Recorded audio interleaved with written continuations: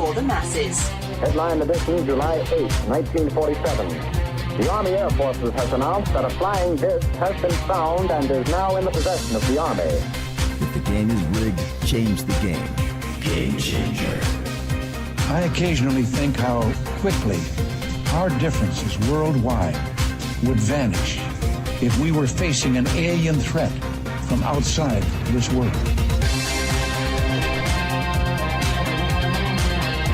This is Fade to Black with your host, Jimmy Church, on the Game Changer Radio Network and KGRA, the Global Radio Alliance. I need your help to get to the year 1985. You are listening to Fade to Black with Jimmy Church on the Game Changer Network.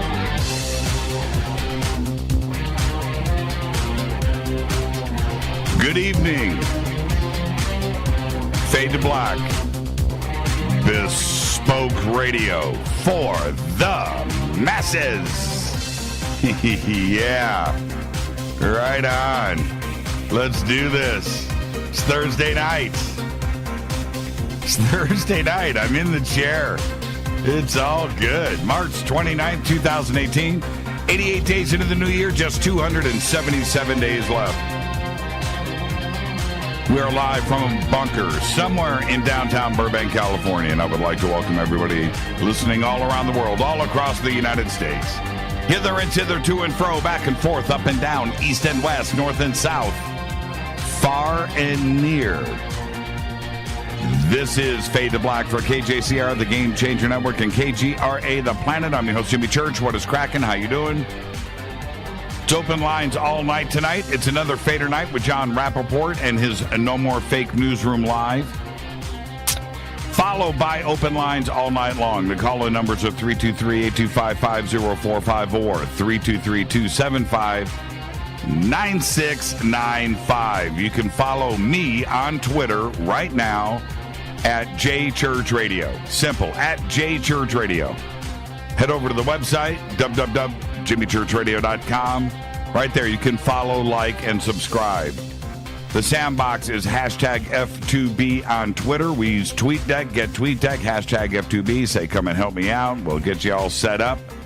Any questions or comments during tonight's show or any other broadcast, hashtag F2BQ. Hashtag F2BQ. You can email throughout the show tonight, Jimmy at jimmychurchradio.com. All right, so On Stellar is moving forward. You can go and register right now, get your username, use the promo code Jimmy, simple.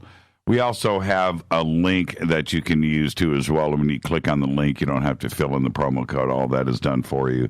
I'm lazy, but I'll get it up there in Twitter here in a few minutes.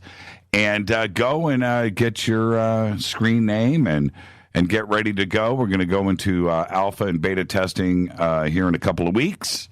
Very, very exciting stuff going on right now. And this is a platform that incorporates everything from all of those other popular social media platforms out there.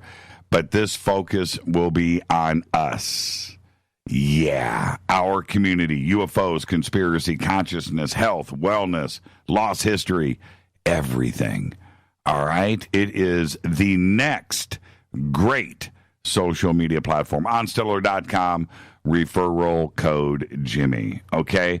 Very simple. Now, we've got a lot to get to. I've got Ronnie McMullen coming in here in a few short minutes to hang out with us from Life Change Tea. And I just want to let everybody know a few things really quick. Excuse me.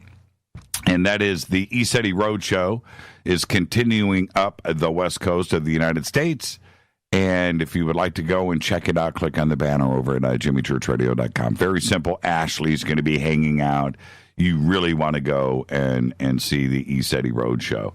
Our next event, I can't even believe it. It's coming up in 2 short months, which is Contact in the Desert, June 1st through the 4th, 2018, Indian Wells, Palm Springs at the Renaissance Resort and Spa. If you haven't seen the Renaissance Resort and Spa, Just click on the banners at jimmychurchradio.com. Go and check out the facilities. Absolutely amazing. We've got a full weekend of events. There's going to be, like there is every year, there's going to be so many Fadernauts there. We've got lots of plans all weekend long. Fade to Black, of course, it will be broadcasting Friday night from Contact in the Desert, like we do every year, live studio audience. And then we just got a full weekend of events and sky watching, and there's going to be some Fadernaut events and all kinds of things. So come and hang out with this Contact in the Desert. It is the biggest UFO conference in the world, and it's going down each year in the desert in Palm Springs, California. And our event, which is the Soul Tech Gathering at ECETI, is August 9th through the 12th up at ECETI Ranch. Just go to soultechgathering.com. Tickets and info are right there. We're only selling 300 tickets, and it's going to sell out. So go and get your tickets now. Tomorrow night over on Coast to Coast, Matthew Ryan is my guest, and he is also one of the teachers, one of the presenters that will be up at Soul Tech Gathering. Okay, so if you haven't listened to Matthew's show with us here on Fade to Black, which was a couple of weeks ago, which was just amazing, and after that I was like, dude, you need to get on Coast to Coast. So if you missed that show, he'll be on Coast to Coast tomorrow night. And there you go. Okay, soultechgathering.com. Don't forget to subscribe to our podcast. We have over 825 archive shows right there. Custom apps, Apple, Android, all platforms, just $2 a month. Go to jimmychurchradio.com, click on that podcast banner. You can also become a Fadernaut right now over in our membership section on the site at jimmychurchradio.com, where you can get the bunker cam. You get commercial-free downloadable archives. You can get autographed shirts and hats. You get a personal email to me. All of that fun stuff. Become an official Fadernaut today. The cool thing is you become an official Fadernaut. The other part of it is, and this is the no-joke part, is that you are part of the community. You're going to get all of those things that you deserve. You get that email back to me, and you support the show. All of that, right, for just becoming an official Fadernaut. All of our sponsors like Life Change Tea, Ronnie McMullen's going to be here from Life Change Tea here in a couple of minutes. And, of course, getthetea.com. River Moon Coffee. And did you guys get everybody? Did we sell out on the Fade to Black set? Are there any left? It was a very limited run where you get a coffee mug and the chocolates and the coffee in one package. I don't know if there's any left, but you can go to the River Moon site. Read a pop-up. If there's any left, pop that up there because that's really cool, the Fade to Black mugs. All right, where am I at? Oh, Numana Food Storage. Thank you to everybody that's ordered Numana more today. And I was like, wow. And more on Numana on Monday, okay? I've got a very busy weekend here in front of me, and Numana and Fade to Black, we've got some stuff that we've got to get worked out. Hopefully we'll have it done by Monday so we can make this exciting new announcement. Let's get this show cracking. Happy birthday to today. Brendan Gleeson is 63 years old. And Brendan Gleeson, no matter what he has done out there, he's great. I love him. But his best was Sheriff Hank Keogh in Lake Placid. That is one of the killer roles in all of cinema history. Brendan Gleeson, and you think about Harry Potter and all. Yeah, I know. I get that. No, nothing was like what he did as the sheriff in Lake Placid. There you go. On this day in history, 1974, Mariner 10 visits Mercury. First man-made anything from Earth to visit Mercury, but it did it just 8 weeks after its flyby of Venus. Yeah, 1974. And now, Fader Fact. Man, I've been busting a move on these Fader Facts lately. I absolutely love them. And and I say it every single time, go and use these with your friends. Look smart. That's what you want to do. You want to get smart. And Fader Facts help you do just that. All right? And here's another one for you. Listen to this. The least interesting day in modern history. The least interesting day in modern history was April 11th, 1954. Now, before you ask yourself, hey, Jimmy, how do you determine that? How is that possible, right? Well, listen to me. It's the bottom of the search engine list, right?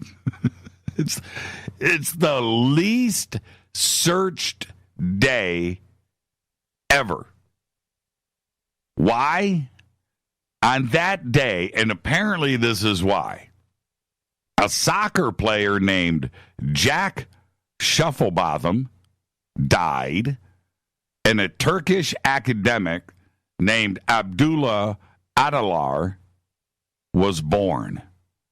And there's nothing else on that day that makes it special. It's the least interesting day in modern history. Somebody's got to be at the bottom of that list, and it's April 11th, 1954. There you go. That, my friends, is a Fader Fact. All right, I'd like to welcome back to Fade to Black, the one and only Ronnie McMullen from Life Change Tea. Ronnie, my friend, good evening. Good evening. How you doing, Jimmy? So what's the least interesting day in modern history? 1954. Well, that's the least interesting year. He's testing me to see if I'm listening. Do you like my Fader Facts? I do. I actually do. I listen to them. They're good. I should put a book together. Fader Facts. Yeah. I think it'd be good. I think and I was Fadernauts would buy that. I mean, all of them. I have that idea because I think it would be interesting, right? I have that idea, and another idea that I have is my rants at the beginning of the show that everybody hates, and they hate it because it makes them think, right? It makes them think. Oh, look, Karen just tweeted 4/11/1954 boring. That's going to get a retweet right there. That's good. That's good. But my rants at the beginning of the show, nobody can, it's so funny, the reactions that I get from them. And what people need to understand, the more I get under your skin, the more happier I am. Right? So yeah, that sounds like you. Yeah. If they didn't send me email saying that they hate it, right?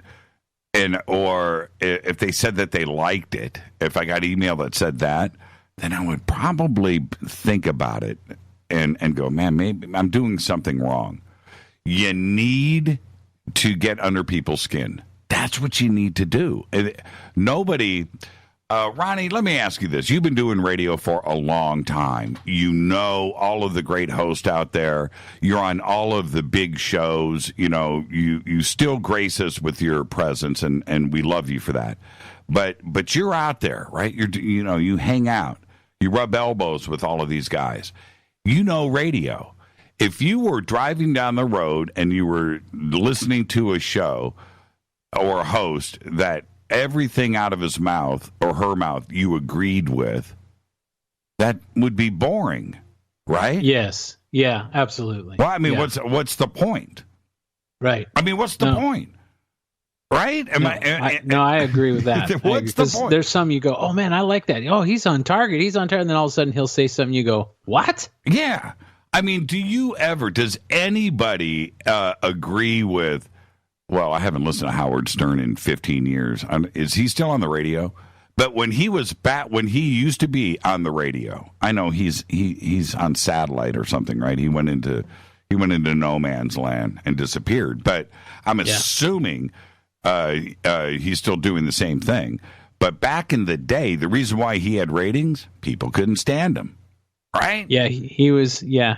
I never got interested in him. I mean, I listened to his show a couple times, and he's so insulting to people that I just thought, he kind of got his kicks off of insulting people, and I just not into that. I guess for me, I liked Mark and Brian. Do you remember Mark and Brian? Yeah, they started in Indy, man, my hometown, Q95. Q90, WFBQ. But again, see, Mark and Brian, that's a really good example. That humor pushed the envelope, right? They push buttons. Yeah, yes. and the same thing when you look at, like somebody like Tom Likas, who has disappeared into no man's land, right? People listen to Tom because nobody agreed with him, right? Yeah. Nobody could stand him. Rush Limbaugh. Nobody likes Rush Limbaugh. Nobody agree, but they listen, right? He's got a pretty big following. He's got a big following because for the reasons why I just said. Let's make it. Look. I know what I'm talking about. Look at Alex Jones. Oh God. Nobody agrees. That's one that can torque me. Nobody agrees with Alex Jones. What are you talking about? I mean, I think everybody likes him, don't you think? But he's fun to listen to. I listen to him. What's that other guy? Michael Levin? Is that his name? Mark Levin? He's got pretty big ratings. Mark Levin. Yeah, Mark Levin. I've never listened to his show. I only see his name in print. But he's a ranter. He loves to rant. And nobody can stand him. I read all the stuff. I can't stand when he rants. I turn it off. Huge audience. Huge. Oh, huge. Yeah. He's starting to get close to Sean Hannity. And what's that other guy? Oh, see, there's somebody else. Nobody can stand Sean Hannity. Sean Hannity, he cannot get through one show without patting himself on the back. Nobody likes Sean Hannity. Sean Hannity's parents, brothers and sisters can't stand him. You can't. They can't. I wonder why. Yeah, but back to my point. You've got to, the reason why people pay attention is because they don't agree. That's where the ratings come from. If you are listening to somebody that you agree with, point for point, you're going to go to sleep. Now, see, that's probably why my show, I didn't become the next Sean Hannity, is because people liked me. So if they like you, maybe they leave the station, they leave. Right. There's my problem. See, so basically what you're saying is I got to torque people off. No, that's why if you think about it, that's the success of Get the Tea. Because you come on the show. That is the success of Get the Tea. Yeah, people listen to you here. They can't stand you, so they go buy Get the Tea. So they go to the website and get some detoxing tea. I'm just saying. Oh, thank you, buddy. I can see we're friends. I'm just saying. They need to get detoxed. Ronnie, you came on. They got to get detoxed. And the more that people talk about Alex Jones, right, his ratings continue to climb, or Hannity, or Howard Stern, or Tom Likas. Anybody that you can mention that is out there, and people are talking about the show about how they can't stand them, ratings through the roof. Same thing here with Fade to Black. People talking about, man, I can't stand that Jimmy Church. You know what? Post that stuff, man. Post it. Yeah, I have to tell you, though, I think you're off just a little bit. I know I'm the only one that could tell you this, but I think you're off a little bit because I think a lot of the Fadernauts love you. So I'm sorry. I saw this in action when we went to the expo. Right. And they come up and say, yeah, listen to Jimmy Church. I love that guy. So, you're not totally on base. Well, yeah. Okay. Okay. But see, this is where I can argue that point. Okay. And it's this. When somebody comes up to me, most dedicated Fadernaut, most dedicated, man, coming up, they got the hat, they got the shirt, right? They come up, they show me the new Fade to Black tattoo, and they go, okay, man, last week you really pissed me off. Oh, really? Yeah, because you said blah, blah, blah, blah, blah, blah, blah, and then you said da, da, da, da, da, da, da. And it's no, Ronnie, that goes down. And they appreciate that. They appreciate that I am my own mind. And you definitely have that. So what limited mind I have. Oh man, this is the comedy hour right now. Yeah. I'm setting your show up for the comedy hour. No, just kidding. Okay, now see, oh man. Bump. Yeah. Somebody just said, come and help a listener out. So let me do this. Hashtag F2B. Somebody just got TweetDeck. I love it, man. I tell everybody to go and get TweetDeck, and then hashtag F2B and say, come and help us out. And then I see the tweets come in. I love that. I love it when they're paying attention. Now, listen. Okay, so the man, Ronnie, your mission in life, a lot like what we do here, our mission is for the community. Everything that we do is for the community. Everything is back, focus on the community. What is the community? What is it? That's it, right? So for you, it's to make people feel better, right? To get healthy, to make those lifestyle changes, right? That's what Life Change Tea. It's called Life Change Tea for a reason. Got to change your life, right? And that's what you do. And you've been fighting the man. I want to say this. Your products, okay, all right, I stand by them all. I've got right in front of me, G.I. Joy, just staring at me, right? That's stares at me. CBD.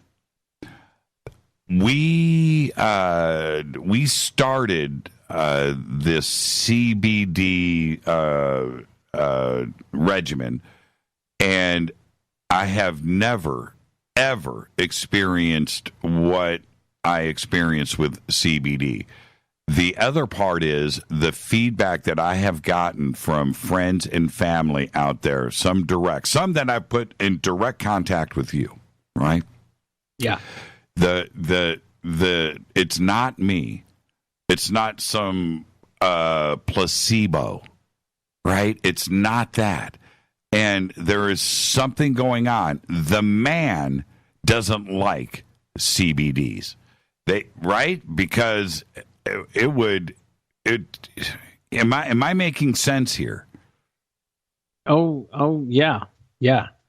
See, CBD is I'm so excited to have ancientlifeoil.com. I mean, I am so excited, and the feedback is starting to really roll in about how this is helping people. Now, I just got to throw this fact out there. Do I have time to throw a fact out there? You got all the time in the world. It's really interesting how the FDA, I can't tell everybody tonight what CBD does, because even if something is not a drug, okay, CBD is not a drug. We'll use vitamin C for a second. Go on the other side here and get the T. So if you have vitamin C, and did I say vitamin C? Let's just say that I said it will help you with your cold. I now, because of this statement, which is now called a claim, it is considered a drug by the rules of the FDA, even though vitamin C is not a drug. What's your Twitter handle? Then finish. What's my Twitter handle? Yeah.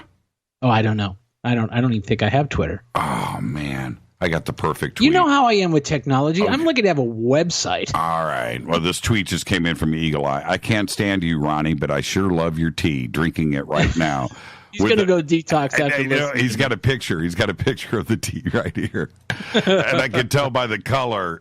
Okay, so anyway, vitamin C. This is the perfect example. Yeah, vitamin C is not a drug, but if I make any kind of claim attached to vitamin C, then it is now considered a drug. I need to be a doctor, and basically I can get in a lot of trouble.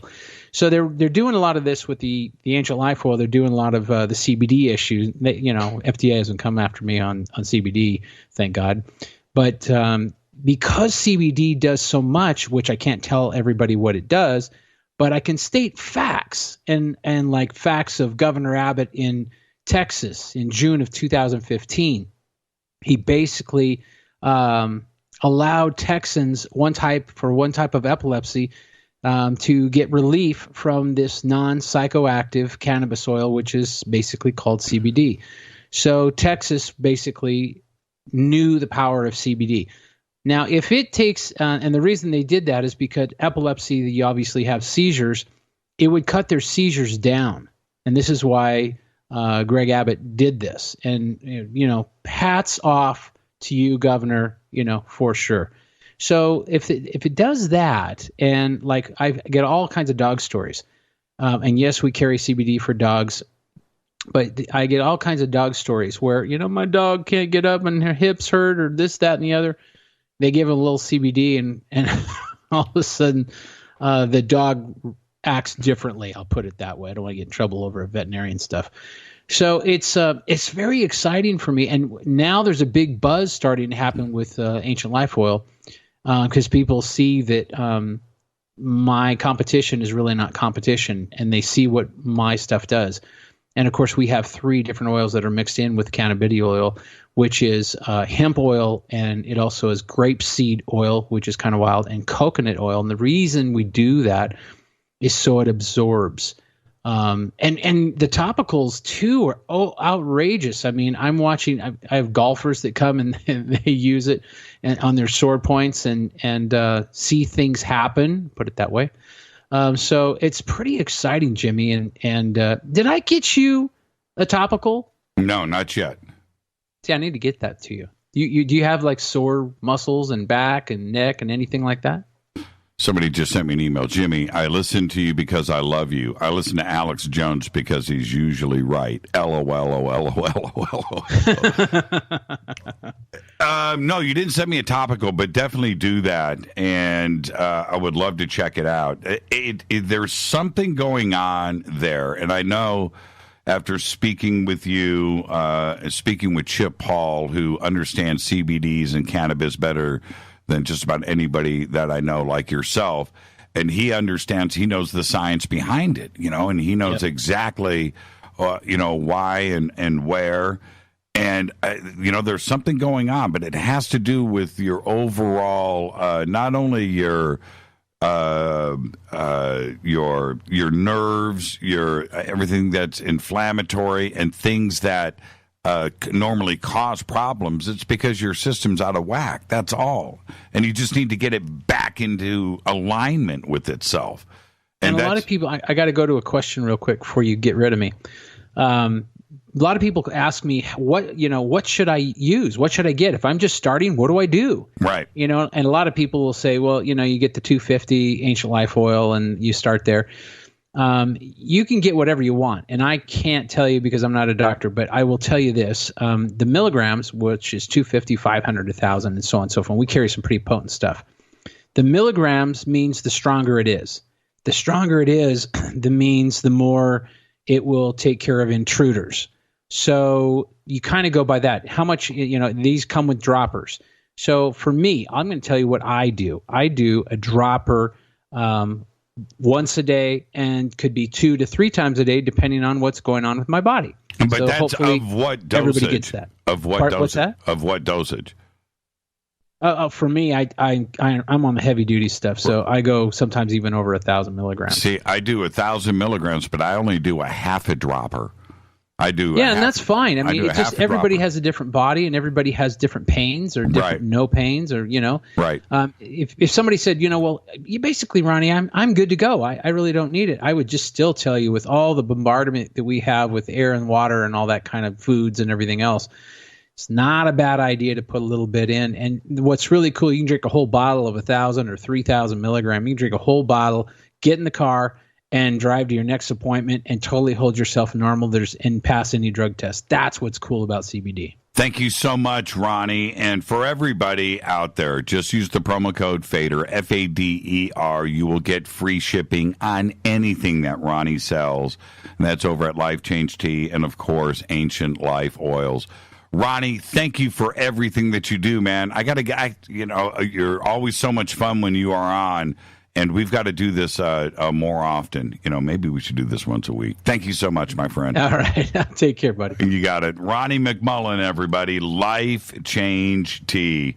And, that's why you get the tea. Oh, I wanted to say, Mark and Brian was from Los Angeles. Okay? Bob and Tom were from Indianapolis. That's who I grew up with. They were the original dudes, Bob and Tom. Out of Indy. This is Fade to Black. I'll be right back. It's Fadernight. Be right back with Jon Rappoport and his No More Fake Newsroom live. Stay with us.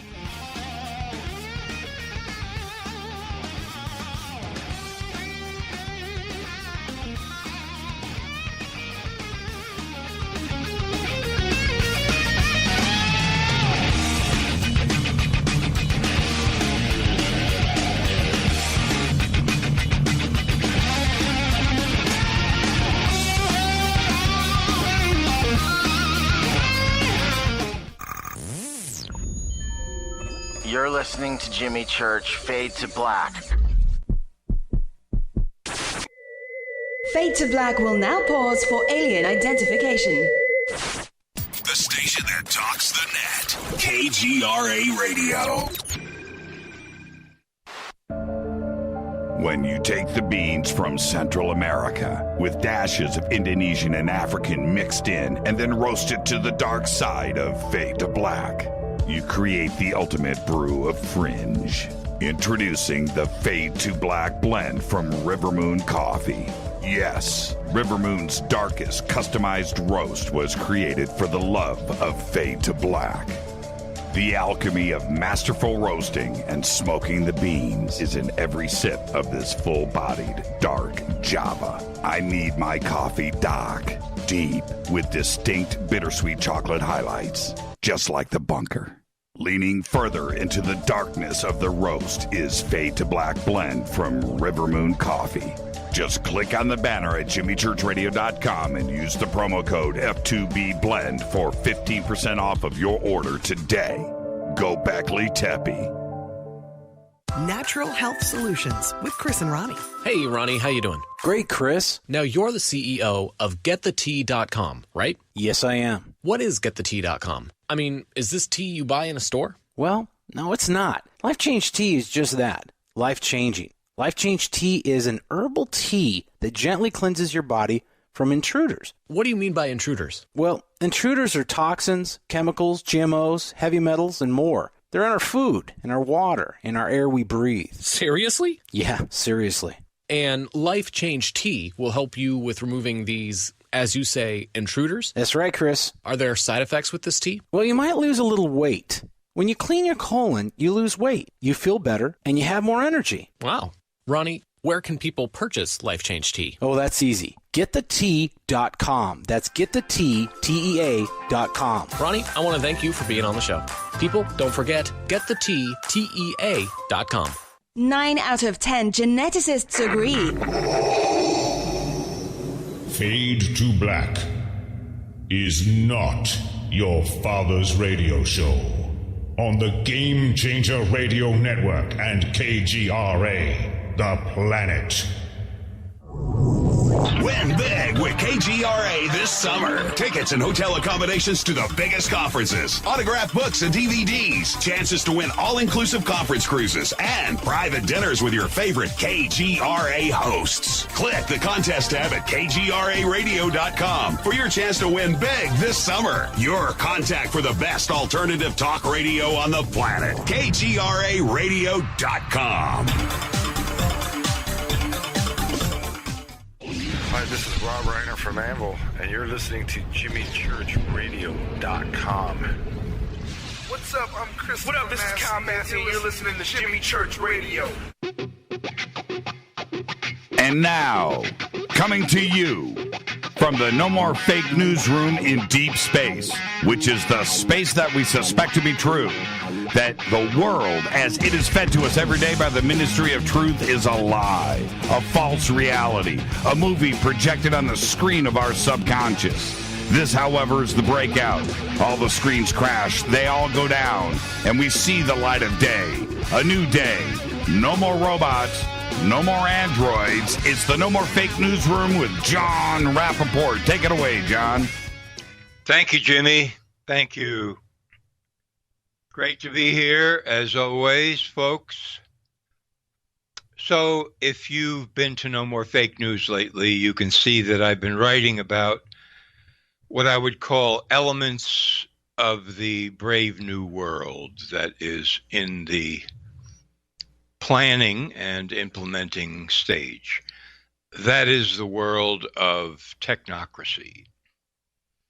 And many of these developments, not all of them, but many of them are going under the radar. This would be a future in which artificial intelligence is king, automated everything, planned society in which you, the citizen, are fit into a slot and monitored and profiled and regulated and controlled. scientifically. So, for example, I've been writing about 5G and the Internet of Things, as it's called. Now, 5G, which is a wireless transmission system, the latest and the greatest, is coming online. It's being tried out in various places around the world. And to try to boil it down, it takes place on frequencies that have not been used before in this way.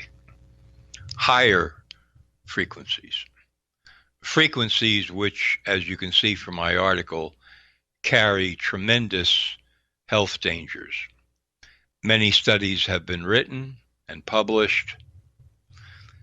Many scientists have banded together and issued a letter and a petition saying that this has to be paused until real safety studies about health are done, that the dangers include cancers, DNA breaks, immune system weakness, thermal heating of the body, many, many different health dangers. 5G wireless transmission travels a lot faster than what we have now, 4G, much faster.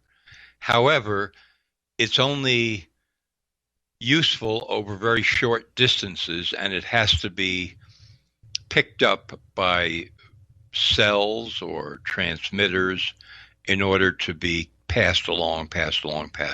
Therefore, we're going to be seeing many of these cells or transmitters, which are small, on lampposts, maybe trees, certainly buildings, proliferating like crazy all over the place.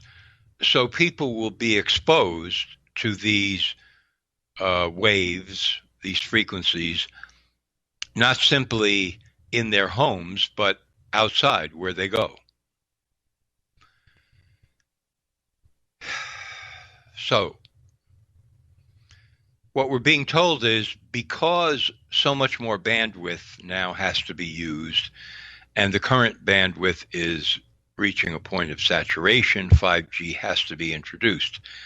But the 5G plan, which now hooks up to the so-called Internet of Things, would add, let's just pick a figure out of the air, 100 billion new devices that would be connected to the Internet as part of the Internet of Things. So that is a very disingenuous statement, because it's not as if they're saying with the current number of objects that are connected to 4G, we're oversaturated. They're saying with what we're planning, we would be oversaturated unless we introduce 5G. So this means your refrigerators, your toasters, anything in your house, your stove, all devices that are using power, using energy, would be hooked up online on the internet, stored in data in the cloud. Your cars, driverless cars. This is one of the main reasons for 5G. They want all cars eventually on the highways to be driverless. So you would get in your car, you have a destination in mind, you plug it in, and then the car takes you there however it wants to take you, coordinating with all the other cars in the vicinity to, quote, optimize the overall traffic flow. And then you can see what's coming behind this, which would be, well, why do we need cars at all if you're just sitting there? No, cars are terribly wasteful, and so what we have to do is everybody travels by public transport. A regulated, monitored, controlled society.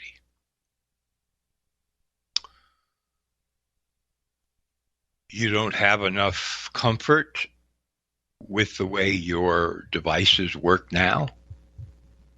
You can't stand deciding how brown to toast the bread in your toaster. You want it to do it automatically for you. You want your refrigerator to be able to keep track of everything that's in it and order new food automatically when it sees fit to do that. You have to have your lawnmower, for example, automatically roll out of the garage and mow your lawn when it sees fit. These are absolutely essential things for people, really. They can't handle life as it is, and therefore we have to bring in this incredible system called 5G, which is going to expose people to quite incredible health threats. What is the real motivation behind 5G and the Internet of Things, which is global, by the way? It's not just confined to one country. And if you look at the history of technocracy, and the book I would recommend is Patrick Wood's Technocracy Rising, you will see that as early as the 1930s in America, the movement called Technocracy, Inc. stated as one of its main principles that both the production and consumption of energy worldwide must be monitored and measured very precisely in real time, continuously, in order to be able to plan society so that energy quotas would be assigned to every human. And when those energy quotas start to get to a point where a person is going to exceed his quota for the month or the 6-month period or whatever it is, then you would have automatic brownouts for you specifically, regulated and determined in order to help you over the finish line. And these could be quite severe brownouts and suspensions of certain devices in your home. You become passive. You become a cipher. You become a unit. You are an energy-consuming unit, and those technocrats in charge decide how you live and what you do in the brave new world. That's the future that they are planning, and that's why they really want to enforce and institute, with no possible threat of lawsuit, 5G and the global Internet of Things. They don't care that you like or you don't like the idea of your refrigerator automatically ordering food. That's the carrot. The stick is, we control you, and you have an energy quota. So let's look at another dimension of this, which I've talked about before in various ways. CRISPR, which is these are the initials for the latest and greatest gene editing program that is faster, cheaper, much more accessible, and supposedly much more precise in being able to cut into the genetic structure of a human being or an embryo and make changes. That would be insertions of genes, deletions of genes, etc., etc., etc. So we have the beginning of a firestorm of conflict there because, and I spell this out in a couple of my recent articles, a study was published in 2017 in which researchers examined a couple of lab mice who had already been experimented on with this CRISPR gene editing to reverse a very specific thing. And what they reported was unintended consequences of the procedure, in which somewhere around 1,600 additional unintended genetic changes, let's call them, that would be a general term for it, occurred in these two mice beyond anything that CRISPR had planned. That would mean ripple effect, unknown consequences, etc., etc., etc. Now that study has been challenged, and the authors have taken a step back and made what sounds to me like a partial mea culpa, partial retraction, which has the mainstream overjoyed. Oh, you see, CRISPR is really quite safe and there's no problem. But I happen to find two other studies, not this one, but two others, that also report unintended consequences of using this supposedly very precise method. Other gene alterations that occurred in experimental animals. Now, of course, the companies that are promoting and using CRISPR want everybody to believe that it's perfectly safe. However, we have a warning, and I published that, from one of the key scientists who was involved in discovering CRISPR in the first place. She says she worries about unintended consequences in using this method on humans. And we have the fact, and this is a paraphrase from an article that I quote, anyone with a lab and a good idea can now get a hold of CRISPR and use it at very low cost. This is not like the older methods of gene editing, which were very complex, and you had to have lots of money behind you and so on, and a very sophisticated lab in order to engage in the process. No, this is like an explosion. So any scientist of any caliber, high caliber, low caliber, to say nothing of groups who want to destroy, can get a hold of CRISPR and use it in any way that they want to out of the public eye. That is chilling, to say the least. Chilling. And now,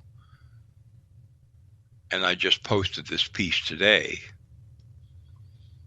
scientists at the University of Cambridge have created a synthetic artificial embryo. No sperm, no egg. An artificial embryo of a mouse. The scientists say, well, of course, we're not going to try to bring it to term, and we probably couldn't even if we wanted to. But the next thing that we're going to experiment on is using human cells, stem cells, to create a synthetic human embryo. That would be the next step. And people are also talking about using gene editing techniques on these synthetic embryos. Of course, they say these are just investigatory because they want to find out more about how the embryo develops, etc., but it's obvious that we are now really standing right there on the edge of what Aldous Huxley was writing in 1932 when he penned his famous novel, Brave New World, and that is artificial pregnancy and artificial birth. No parents, no sperm, no egg, and the ability to edit and control and condition the embryo all the way to term, to birth of the baby, to program that embryo all the way along the line as it develops, to come out with the kind of human that the technocrats want to live in this world. That is where this research is ultimately heading, no matter what propagandists would like you to believe. This is opening a new door, a new incredible door into Brave New World. That's where this is heading. Astonishingly, this story about the synthetic embryo, I mean, it received a little bit of coverage, but nothing compared to what it should have received. Because the so-called ethicists in the scientific community debate this and that and the other thing, and certain regulations are passed in certain countries, certain recommendations are made, and they're different from country to country about what kind of genetic experimentation is permitted and what isn't permitted. But the facts are that, in countries severely controlled from the top, like, say, China, and in wildcat independent groups, and even non-wildcat independent scientist groups who can get a hold of CRISPR gene editing and perhaps create synthetic embryos of their own, the directions these experiments could go in are impossible to track. That's what we're dealing with here, right here on planet Earth, right now. That's what's happening. And these and other elements that I've been writing about over the years, part of the reason that I do this is because I want to show people how this brave new world is taking shape from a number of different directions, how it is being implemented with the backing of governments, by corporations, by scientific groups, by technocrats, by bureaucrats, independent of informed consent, shall we call it, from the public, and how this gigantic program to create a new society is with us, it's advancing, it's progressing, it's dangerous, to say the least, and it's here. It is here. It's not science fiction anymore. It's not somebody writing a novel in 1932 or 1940 or 1920. It is happening before our eyes right now. Okay. I think I'll leave it there. Yeah. Thanks for that, John. Uplifting. You know, the 5G aspect. First off, a synthetic embryo. That freaks me out. But going back to 5G, that's alarming, and it's alarming on so many different fronts. Well, we're talking about actual DNA single and double strand breaks from 5G radiation, and the amount of towers that they're talking about. And these new cell phone towers are going to be 4 feet tall, right? Right now they're 90 feet in the air, right? They're going to be close to the ground. And that kind of freaks me out, too, as well. I was always a little more comfortable knowing that these things are going around above my head, but not shooting me in the waist, right? That's kind of freaking me out a little bit. But it's everything else that comes along with it. We're talking about stress proteins being generated, disruption of brain glucose, melatonin reduction. There's stuff with blood in the brain. There's all kinds of different things that come into play with 5G, and none of it sounds good except for download speeds, right? Yeah, I mean, it's all about download speed and about hooking everybody's devices up to the cloud. As if I'm sitting here just breathlessly waiting for this to happen. Like I really want my refrigerator and my stove and all my other devices to be connected to the cloud and regulated and doing things automatically for me.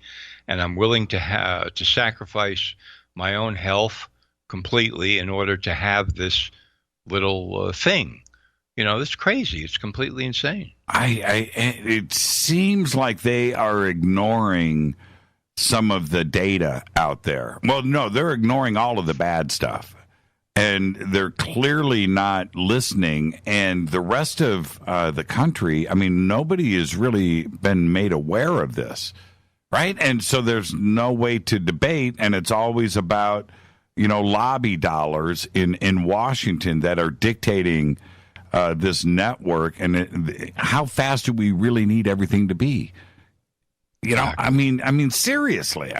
Shouldn't we at some point just stop and let's look at these health effects and the other possibilities here? Or do they want a nation and world of zombies? Well, that's always right there in front of us, because we've talked about this with other things like vaccines and so forth, medical drugs. So here's yet another technology, which, for all intents and purposes, sounds very disabling, and the benefits are, in the range of who cares, and here they go. Yeah, and I was reading. This was a few months ago. I didn't bring it up on the show. I should have. But that frequency range, which is, microwaves and how microwave ovens work and so forth. But us as human beings, our bodies are covered with sweat glands.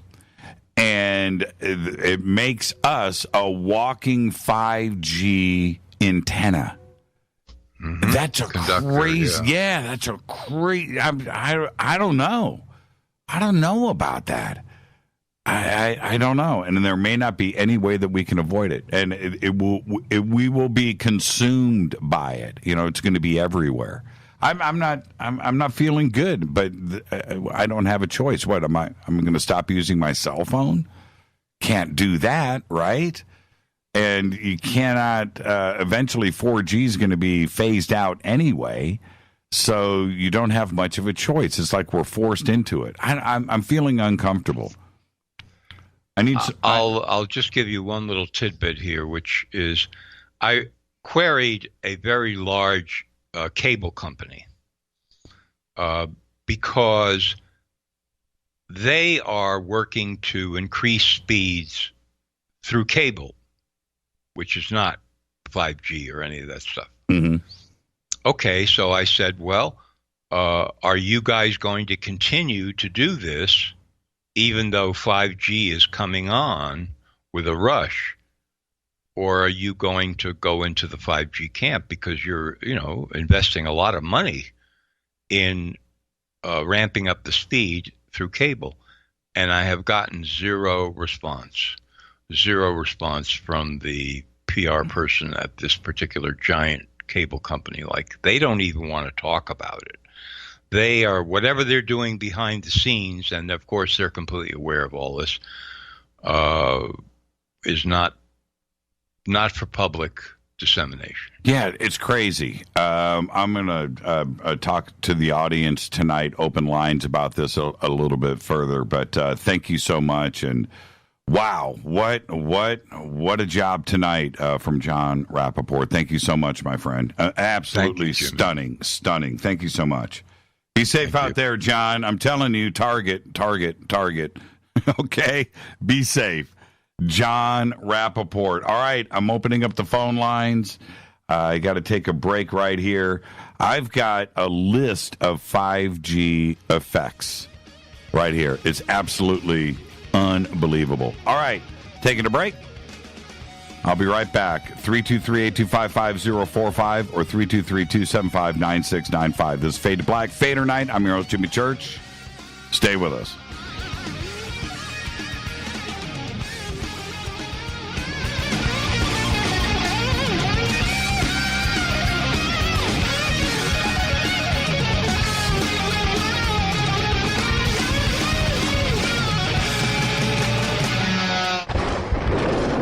This is Fade to Black with Jimmy Church on the Game Changer Radio Network and KGRA, the Global Radio Alliance. This is KGRA Digital Broadcasting Station, Salt Lake City, Utah, Van Buren, Arkansas. Hello, Fadernauts. This is Jimmy Church, and I'm introducing New Pharma, a company whose products are based on science. Human function based on the endocannabinoid system, or ECS.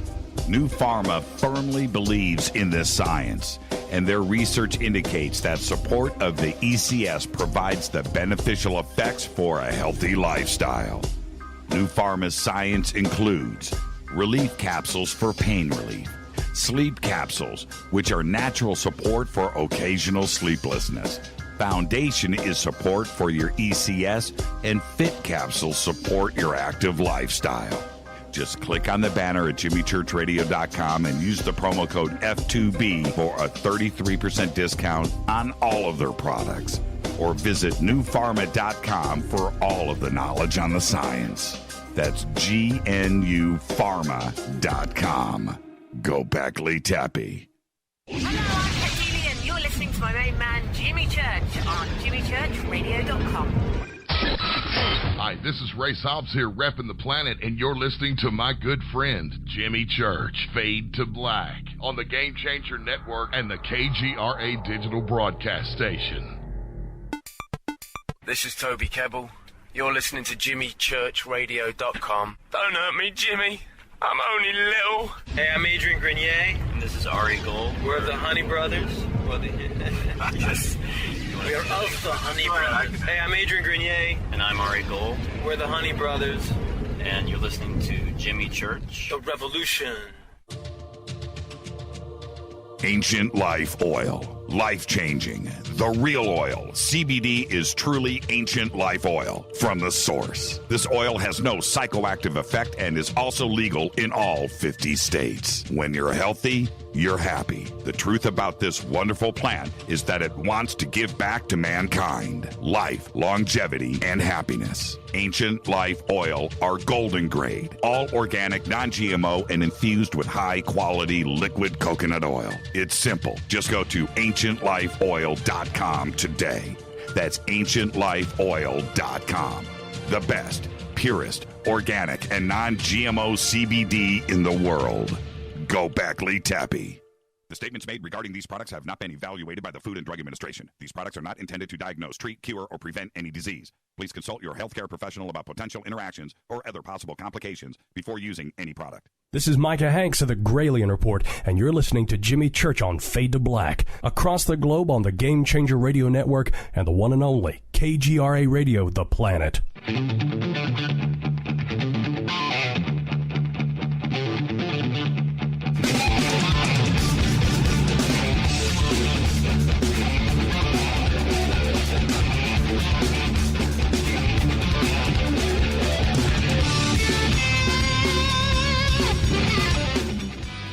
All right, welcome back. Fade to Black. I'm your host, Jimmy Church. Thursday night, Fader night. Open lines right now. 323-825-5045 or 323-275-9695. Open lines all night long. And, wow, great report from Jon Rappoport there. And talking about 5G. Earlier, we did this. I meant to mention this. Earlier this week, Rita and I, it was probably Sunday night or Saturday night, we went to go watch 1984, George Orwell, the film from the 80s with John Hurd. And so we're all excited about it, and we started watching. We got about a half hour into the film. It's an amazing film, right? It's just amazing. Started to get depressed. And the more that you watch that film, you just reflect back to where we are today. And with everything that is going on, I'm talking about data harvesting and the internet and fake news and the divisions that are out there, these wedges driven in between. And you're watching that, and you're just like, man, the control, right? The control, the ministry of truth. And we stopped. Had to stop watching the film, and so listening to Jon tonight and talking about the realities of 5G. 5G freaks me out. It really, really does. So we can talk about that. I've got a list of different effects of 5G that are out there, and some of these reports, they go back 15, 20 years on this type of pulsed radiation and what it means to us as humans. So I've got that. We can talk about that. Also, a couple of days ago, this release happened with these two pilots over New Mexico that spotted a UFO. And the audio release is pretty interesting to listen to. Now, it got picked up by all of the mainstream media. And you go and you listen to this. I'm not too sure what they saw.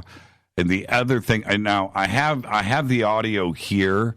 I want to take calls on this. I want everybody's opinions about this. And if you haven't heard the audio, I'm going to play it for you now. Here it goes. Now, this is the communication between the tower. Now, a little background about what's going on here. There is a leased jet, like a private jet. It's called Fast Jet, I think is what it is here, and they're calling that a Lear jet.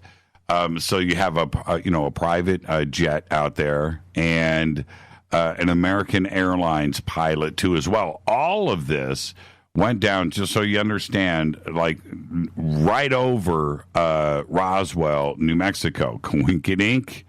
That's pretty interesting. Here we go. Here's the audio. Number 71 Papa Golf, go ahead. And was anybody above us that passed us like 30 seconds ago? Number 71 Papa Golf, negative. Okay. Something did. A UFO. Yeah. American 1095, let me know if you see anything pass over you here in the next 15 miles. You know if anything passes over us? American 1095, affirmative. We had an aircraft in front of you that's 37 that reported something passed over him, and we didn't have any targets, so just let me know if you see anything pass over you. I don't know what it was. It wasn't an airplane, but it passed us going the opposite direction. Hey, it's American 1095. Yeah, something just passed over us. Don't know what it was, but it's at least 3,000 feet above us. So yeah, it passed right over the top of us. Okay, American 1095, thank you. Yes, Center, Delta 1755, checking in 320. And Delta 1755, Albuquerque Center. And American 1095, can you tell if it was in motion or just hovering? Make it out whether it was a balloon or whatnot, but it was just really either bright or had a big reflection on it, several thousand feet above us, going opposite directions. Okay, Roger. American 535, cross Tucson at a maintain flight level 260. Cross Tucson, flight level 260, American 535. American 1618, climb and maintain flight level 330. Climb and maintain flight level 330, American 1618. Was it a Google balloon? Tesla. UFO. There you go. Pretty interesting. Now, if you go back and you listen to all of this, I've got it all broken down. Pretty interesting. Now, it's rapid fire, right? It's going back and forth. And the original call into the tower, the pilot says, and he says, was anybody above us that passed us like 30 seconds ago? And that's this Learjet pilot, and he's calling air traffic control in Albuquerque, New Mexico. All of this went down on February 24th, about a month ago. And the tower responds back negative. And the pilot says, okay, well, something did. And then somebody jumps in and says, a UFO. And the pilot says, yeah. And then right after that, the controller alerted the crew of this American Airlines flight. that is also in the same flight path, and they say, American 1095, let me know if you see anything pass over here in the next 15 miles. And let you know. The pilot says, let you know if anything passes over, right? American 1095 affirmative, the controller says. And he goes, we have an aircraft in front of you that reported something pass over him, and we didn't have any targets. So let me know if you see anything pass over you. Pilot says, all right. And then he says, it's American 1095. Yeah, something just passed over us. And he says, I don't know what it was, but at least 2,000 or 3,000 feet above us. Yeah, it passed right over the top of us. And it's bizarre. I mean, I can play this again for everybody now that you know the breakdown. If you haven't heard it before, which is fine. If you haven't heard it before, now you know the conversation. It is rapid fire. It happens really, really, really quickly. And let me see if I can get this audio back up to you. And it's pretty interesting. And the first time that I heard it, now he says, was it a Google balloon? Also, and it's not here in this recording. He says, and I don't know, the original recordings, I remember him saying something like it was reflective. You know, there's something reflective going on. And I thought that, you know, so does that indicate it was metal? They also say it passed right over us. So I don't know if it was a stationary or if, the plane is moving and it was stationary, or if this object was moving in the opposite direction. It's all very, very interesting. Okay, I got it here. Here we go. Come on. Wow, my audio. Okay, here we go. Here we go. Albuquerque, 71 Papa Golf. Number 71 Papa Golf, go ahead. And was anybody above us that passed us like 30 seconds ago? Number 71 Papa Golf, negative. Okay. Something did. A UFO. Yeah. American 1095, let me know if you see anything pass over you here in the next 15 miles. You know if anything passes over us? American 1095, affirmative. We had an aircraft in front of you that's 37 that reported something pass over him, and we didn't have any targets, so just let me know if you see anything pass over you. I don't know what it was. It wasn't an airplane, but the path was going opposite direction. Hey, it's American 1095. Yeah, something just passed over us. Don't know what it was, but it's at least 2,000 to 3,000 feet above us. So yeah, it passed right over the top of us. Okay, American 1095, thank you. Yes, Center, Delta 1755, checking in 320. And Delta 1755, Albuquerque Center. American 1095, can you tell if it was in motion or just hovering? Make it out whether it was a balloon or whatnot, but it was just really either bright or had a big reflection on it several thousand feet above us going opposite directions. Okay, Roger. American 535, cross Tucson at a maintained flight level 260. Cross Tucson, flight level 260, American 535. American 1618, climb and maintain flight level 330. Climb and maintain flight level 330, American 1618. Was it a Google balloon? UFO. Okay, well, they say UFO twice, which I also find very interesting there. The way that they are talking back and forth, I'm not sure if it's actually moving. Now, also, I've read about 10 different press releases on this, and almost all of them mentioned Roswell, right? And you see Albuquerque here. But if you listen really close, you also hear them mention Tucson, right? So I guess this object was over Tucson, and they were flying to Albuquerque, and Albuquerque is the closest, flight control center. I'm not sure what's going on, but it's a very, very interesting exchange. And for them to say UFO is the other part that I find really interesting. Now, this is the thing. Again, and I've been trying to chase this down the best that I can, is most of the reports that I have gotten on this are all saying that the FAA released this audio. Right? Now, there we're getting into an interesting little area here with everything else that has been going on with the media and UFOs over the last few months. That's all we have talked about here. And then suddenly the FAA gets in on the action, and it's right there. It's right there. It's on CNN. It's on, I believe it's on CNN's homepage right now. Also, RT and Fox, everybody has covered this. And the mass media out there has not slowed down on their UFO coverage. And why would the FAA choose to release these tapes now? This happened on February 24th.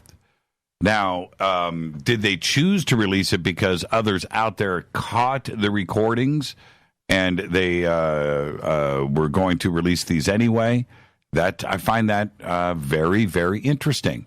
So what do you think about that? 323-825-5045 or 323-275-9695. Phone lines are open. Let's go to the phones. Hi, you're live on Fade to Black. Who's calling? Deb from Sacramento. Hey, Deb, how are you? I can't believe I'm first up. I was your last call. What was it, last night? Good. Yeah, I think so. Yeah. Yeah. So what do you weird. What do you think about that recording? So obviously they want us to know that this is part of disclosure. You know, they're subtly, dripping. And you know what's interesting about? I agree with you. They're actually saying UFO, and they're actually releasing this, letting us hear the pilots talk about UFOs. Usually they would, edit that out, you'd think, but they're not, which is important. But more interesting is when you hear the way the pilots talk to each other on the control tower, and then you think of that weird recording. Oh, I'm sorry about that. Keep going, Deb. Okay. And then when you hear that other recording about the they're not human, that 01 weird recording that someone had on the internet, you know which one I'm talking about? Yeah, they thought it was related to the Malaysian flight. Yeah. Mm-hmm. So that's like military talk and code too. And when I hear those two things, and then I compare it to the Pentagon released audio where they were showing the UFO and the guys were saying, oh, dude, this and that, it just makes that one seem even really fake to me compared to these two recordings. Yeah. There is a definite different tone in their voices for sure, and but yeah, and it's all the TY recording. That's the numbers station. That's some kind of spy code. I've listened to that a few times. Rita came into the bunker, and I'm listening to it. Right, Alpha Tango. Right, and so and she's like, "What are you listening to?" And I don't even know why I was listening to it because it's just a string of these, the alpha, beta, going down. But pretty interesting, and that sounded well. Anyway, back to this though, the TY recording and the way that Reddit is dealing with it. It's very smart people out there that are picking that code apart. Is it cicada? I don't know. 3301. Is this another puzzle test? Is it something real? Is it a real spy recording? Are aliens among us? Has anything to do with Malaysian Flight 370? I don't know. It's almost too, for me, it's almost too complex for me to spend any time on because it would just eat up days and days of my time. It's too complex. So I'm going to let everybody else figure that mess out. But I do find it interesting that apparently the FAA released this tape. And mainstream media went straight for it. I can look right now, and let me see here if it's on Fox or CNN. It seems like I just saw it. Yeah, it's here. There it is. It's right here. It's on CNN. Let me jump over to Fox and see if it's still there. It looks like it was just posted on CNN. I saw it on Fox earlier. They had a big flying saucer posted with it. Okay, I don't see it on the Fox homepage. I'm not going to spend a whole lot of time looking for it. It's just too many links. But it seems like they jumped on the story very quickly. Very interesting. All right, Deb, thank you so much. Yeah, go ahead. Speaking of Fox, I officially became, when you and Ronnie McMullen were talking earlier, I officially became a nobody tonight because I love Sean Hannity. There you go. Thank you so much, Deb.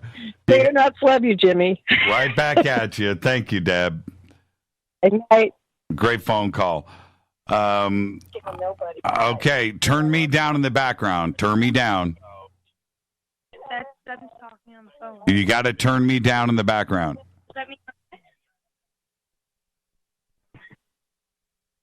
Okay, you're live. All right, I'll just go to the next phone call. Hi, you're live on Fade to Black. Who's calling? Hi, Jimmy. This is Mate from Florida. Hey, Mate. How are you, man? Good. How are you? Life is good, especially when I hear your voice. What's going on, man? Thank you. Yeah, I just wanted to talk about, say a couple of things about you. You talked about 5G. Yes. And the health effects. And wanted to ask you, do you know what EHS is? No. What is EHS? Okay. EHS is electromagnetic hypersensitivity. This is a condition some people have. And I happen to have this. I don't know why, but I was born like this, or just the unlucky person. And I can't even be in a room where it's Wi-Fi, or I always use my cell phone with, I cannot talk on the cell phone, like putting the phone next to my ears or head, because I get instant headaches. Right. So it makes my life very difficult. I can't even have Wi-Fi at home, so everything is wired in our office and at home because I just can't stand Wi-Fi. There's a lot of people with this condition, and the only country in Sweden, the world is Sweden, where they actually officially accept this and they give you like disability and stuff. So, and then nowhere else they don't accept this as a real condition. Wow. Have you ever heard of this before? No, I haven't. But when it comes to technology and how fast we are moving forward, I remember, it's just like we don't even care anymore. I don't know what kind of testing is going on. But you remember those little Bluetooth headsets that everybody had, those little Bluetooth earpieces, right? And I'm watching everybody wear one. I wore one just for a little bit, but I'm looking, I'm like, man, isn't that going straight into your head? Does anybody care? Through your ear canals. Yeah, actually, I'm sorry. Go ahead. No, I just thought about that, and they sold billions of those. Right? Yeah. Billions. Yeah, it's actually more dangerous than using a cell phone because it actually goes into your ear canal, the electromagnetic fields and microwave. It goes through your ear canal right into your brain. And I don't know if you read those studies. A lot of people got brain tumors. And I read most that. Of the tumors... Yeah, all the tumors were where they actually were holding the cell phone next to their head. So it's really scary. And I know I'm not the only one. There's a lot of people with EHS, but when I tell people or others, they think, you're crazy. It must be, something's wrong with you. And unfortunately, there's a lot of people like that. But very disturbing to me is that those people they are not so sensitive, they still got affected by the Wi-Fi, the electromagnetic fields, but they don't feel it. They think it's all fine, and their health is it's a health issue for also those people too. Yeah, so, I agree. There was. Did you see? What was the movie? There was two of them that came out about the MI5 kids. I'm trying to think of them. The second movie came out last year. Well, anyway, the whole movie was about cell phones and the downloading of a program that would control everybody's minds. And man, I can't remember. Rita, what was the name of that movie? I can't remember. Well, anyway, that's exactly what that was about. And I thought, if you just stop and think about it, that everybody's got a smartphone now. Our brains are made of iron, right? Just full of metal. Our bodies are full of metal. Our blood is full of metal. And what is stopping some mad scientists from figuring out a way to control us? I know it sounds weird. I don't want to be that dude. I don't want to be that host. I don't want to be that guy. Okay, we're broadcasting from the top of a mountain in Montana, and the man is controlling you right now with controlling the metals in your bloodstream. I don't want to be that guy. I don't. Yeah, but if you think about it, that's exactly what's going on. I don't want to be Woody Harrelson from the movie 2012, man. I just don't want to be that guy. I don't want to do it. Hey, Mate, man, how's little Mate? Little baby Martin, he's doing good. He's like 10 months old, and he's a very happy baby. He's starting to walk by now, but he's really a good kid. Man, just thank you for everything, and your family is beautiful, and just be safe out there, my friend. Thank you. And I hope to see you. You were mentioning that you're coming to the East Coast, right? To Miami? Man, I spoke too soon. Yeah, we're going to get out there to the East Coast. We've got to figure it out, and I can't wait to hang out with you guys, all right? Yeah, it would be lovely. Thank you so much, Jimmy, and talk to you soon then, okay? Thank you, Mate. Be safe out there. Mate Meyer right there in sunny southern Florida. I've got to take a break. I'm going to do that right now. More of your phone calls are next. This is Fade to Black. I'm your host, Jimmy Church. If you are on hold, stay right there. I'll get to all of your phone calls next. It's Thursday night. It is Fadernight. 323-825-5045 or 323-275-9695. Stay with us.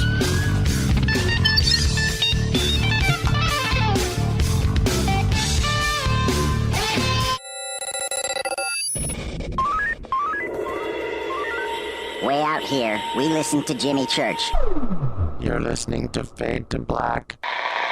Always on the edge of the hottest alternative talk. Jimmy Church with Fade to Black. KGRARadio.com. ¿Qué tal, mis amigos? Yo soy Mario Carson, el tiburón, y los invito para que escuchen a mi buen amigo Jimmy Church Radio. ¡Claro que sí!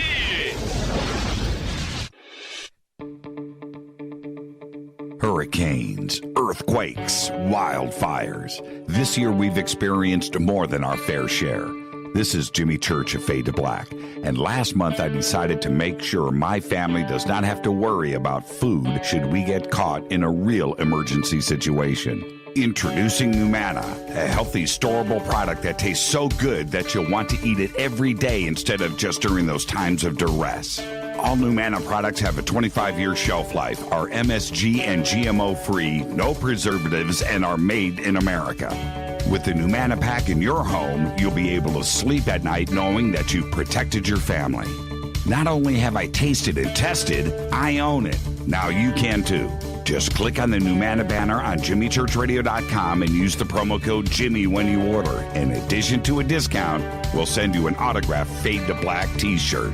Seriously. Go Beckley Tappy.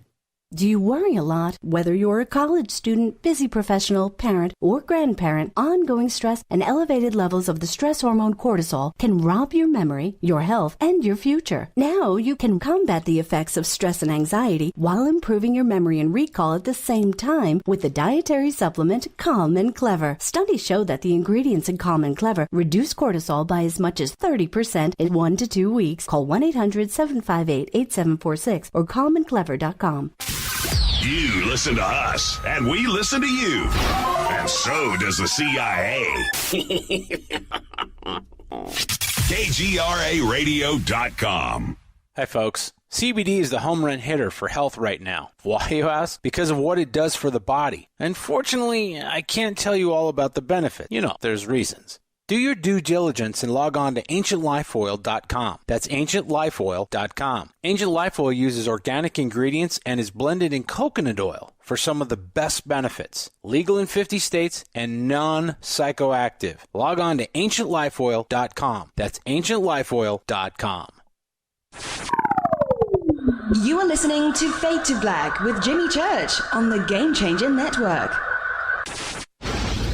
Oi, oi, I'm Reese Evans. You're listening to Jimmy Church. This is Revolution. The revolution will not be televised. The revolution is on radio. Ciao.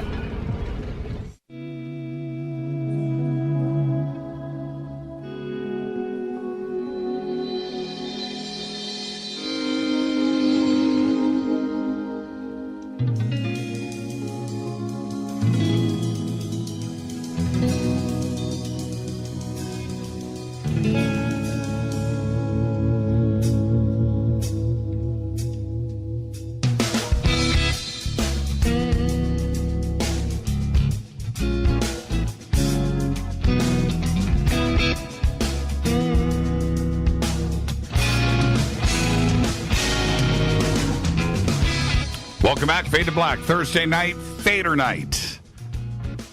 Open lines all night long, 323-825-5045 or 323-275-9695. If you're on hold, stay right there. Let's go back to the phones. Hi, you're live on Fade to Black. Who's calling? This is Ashton from Sheboygan, Wisconsin. From Sheboygan? I've been to Sheboygan. Yes. How are you? Pretty nice there. Yes, it is. I'm good. How are you? It's a beautiful night. Yes, it is. Yeah, I just want to call in. First time calling.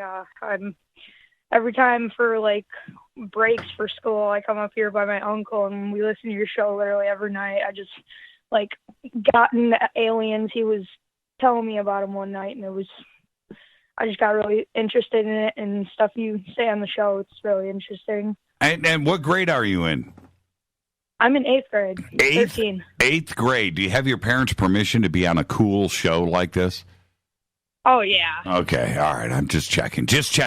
So, you know what's really cool? And thank you for calling in, Ashton. But let me ask you a couple of questions because I'm an old dude, right? I'm an old dude.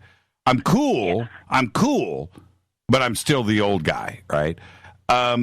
Your friends, okay, so you're in 8th grade, man. Oh, man, yeah. If I could turn back the clocks, I would go straight to 8th grade. 8th grade was good times. What do your friends think about aliens and E.T.? I really don't talk to them about aliens. Like, I'll be sitting there and I'll tell them, oh, this kind of stuff confuses me about, like, you know, extraterrestrial and stuff, and then, like, stuff like that, and like they never seem to be like really fascinated in it and anything like that, and I don't know, they're just not as fascinated in it as I am. So I mean, I just like get really into it. Well, you know, and see, this is what's interesting when you say they don't care. I think that's more interesting. It's not that they don't care; it's that they know aliens are real, but they've got other stuff that they want to talk about, or you know what I mean? It's not like they tell you aliens aren't real. You know what I mean? Oh yeah. Right? It's like you'll go to school this generation. Like you'll be in 8th grade. You'll go to school and all everyone's talking about is just Xbox and PS stuff like that, and it's really annoying. It's like, why can't you guys get off the game and actually learn something? Like. And do you read books? Do you read books about UFOs? Yes, I actually do read a lot of books on extraterrestrial and stuff like that. Who's your favorite author? I don't have a favorite author, honestly. I just I just go and read books from the library and stuff. I go to the Mead Public Library in Sheboygan. I go get books from there. Man, I love Sheboygan. I can't even believe. You know where I was born? Are you ready? I was born in Waukegan. Wow. Yeah, right there, man. See? Right there. Now, okay, so what, you know what? Do you have a pen, Ashton? Do you have a pen? Yeah, just give me a second. Okay, I want you to get a pen because I'm going to give you a list of people to go and read. Okay? Okay. All right, and all safe stuff, too. You can tell your parents that Jimmy said that this is certified and, that this is okay. Your parents are going to go, yeah, I read all of that stuff. Jimmy's right. But okay, okay, are you ready? Yeah. Write this down. Richard Dolan, Dolan.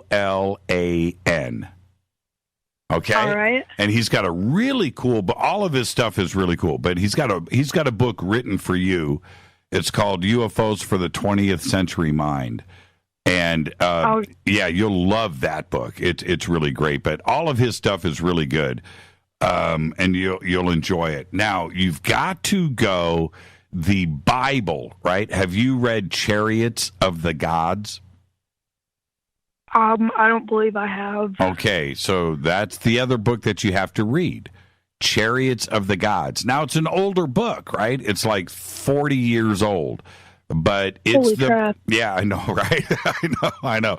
But your parents have read it. You know what I mean? Your parents may even have it stashed in the house somewhere. Yeah, I'm on the phone with you. My uncle just walked up to me and tapped me on my back, and he's got the book right here. See?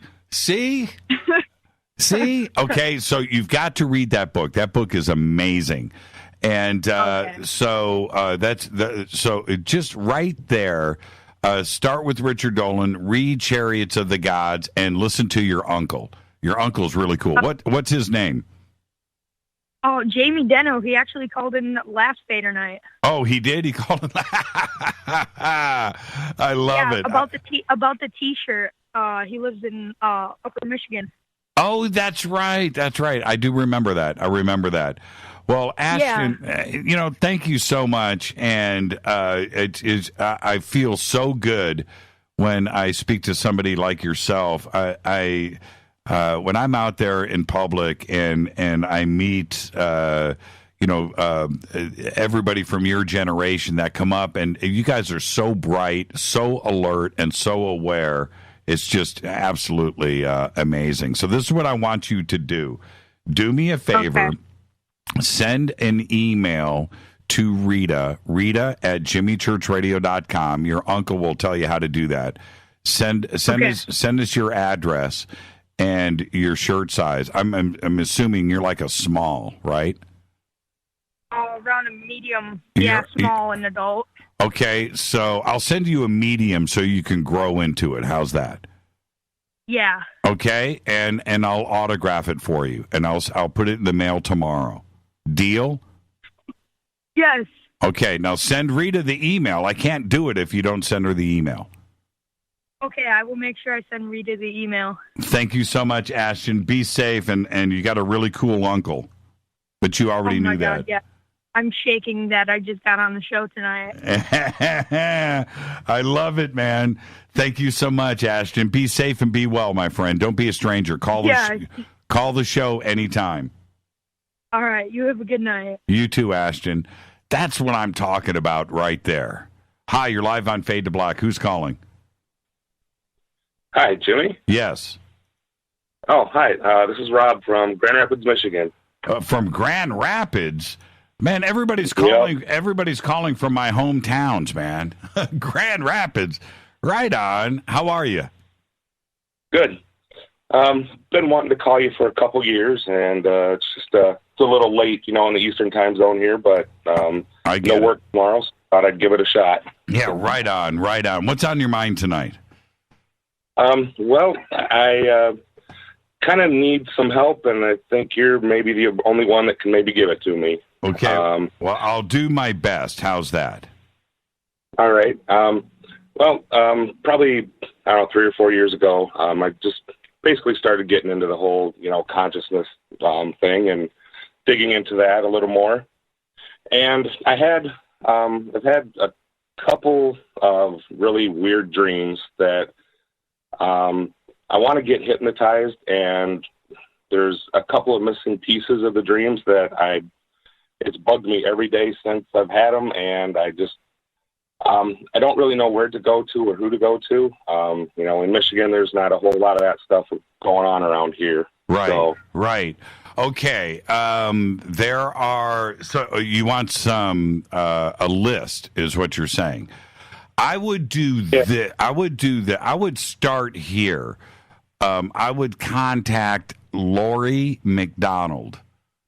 Okay, Lori McDonald, close friend, and really good. And you can look her up. Somebody will have, if you go over to Twitter, somebody will post Lori's email address. Rita, what is Lori's website? True You Hypnotherapy. I think that's it. True You Hypnotherapy. There is also Daryl Sims. Daryl is also, really good and a really good reputation. And both of them, you can let them know that you heard from me. And okay. and there you go. But Lori McDonald, True You Hypnotherapy, and then Daryl Sims, and he is the Alien Hunter. And I think that is his website. It's either DarylSims.com or thealienhunter.com or .net. But anyway, Daryl Sims, DERRELL. Okay. Yeah, I just didn't want to go to anybody and, what I wanted to tell them and what I'm looking for, just don't want them to think I'm crazy, basically. And right. Yeah. See, this is the thing, and thank you for pointing that out. Lori and Daryl, both of them are very cool. Okay? So that's the thing. And I would speak to them both. It's who you would, who you feel comfortable with. Okay? Daryl is, he's ex-CIA, law enforcement, intimidating, tall dude, packs a concealed weapon wherever he goes. He's like that. Real cool guy, man. Real cool. And Lori is the opposite of Daryl, right? So Lori is calm, cool, and collected and funny, great sense of humor, very talented professional. And both of them are very concerned about our community. Okay, so you can do whatever you need with both of them. I would talk to them both and whoever you feel comfortable with. And for me, it would be a coin toss. Okay, I could go either way. Do we got time? Could I tell you the dream that I had, and then do we got time for me to run that by you real quick? I got a couple minutes. Go ahead. Okay, well, I had just basically started getting into the, I realized it was, a dream, or lucid dream, there we go. I was just normal night, and then all of a sudden I realized I was dreaming, and so it was a lucid dream, so I said, okay, I want to see the Akashic Records. And I was just taken away, and I was in a room, and there was a old lady there, and she was standing like behind a counter, and I asked her, I said, I want to see the Akashic Records, and she reached down and she grabbed like this golden glowing type book, and she said, okay, here are the Akashic Records, and she goes, I would love to show them to you, but I can't because you are followed by a darkness, and his name is, and I can't remember the name. Wow. So, yeah. You need to. Yep. You're on the right path. You're on the right path, okay. Man. Yeah, you're on. That is a good reason to go and try to find out. You know what? Will you do me? What was your name again? Rob. Rob, do me a favor. When you find out the name, will you call me back? Yeah. Yeah, I can do that. Yeah, you have to now, okay? Do you know how many people in this audience are going to be waiting for that? So, yeah, find out, man. Find out. I want to know. I do. I want to. If you want to share it with us, I will. It's like I said, it's something that has come up. I think about it absolutely every day, and it's been probably 2 years now. Wow, Rob, you've got you've got me on the edge of my seat. I'm sorry, what was that? I said I'm on the edge of my seat. We all want to know. Yeah, I do too. Because first of all, if there is something, I want to, get the hell rid of it for one thing.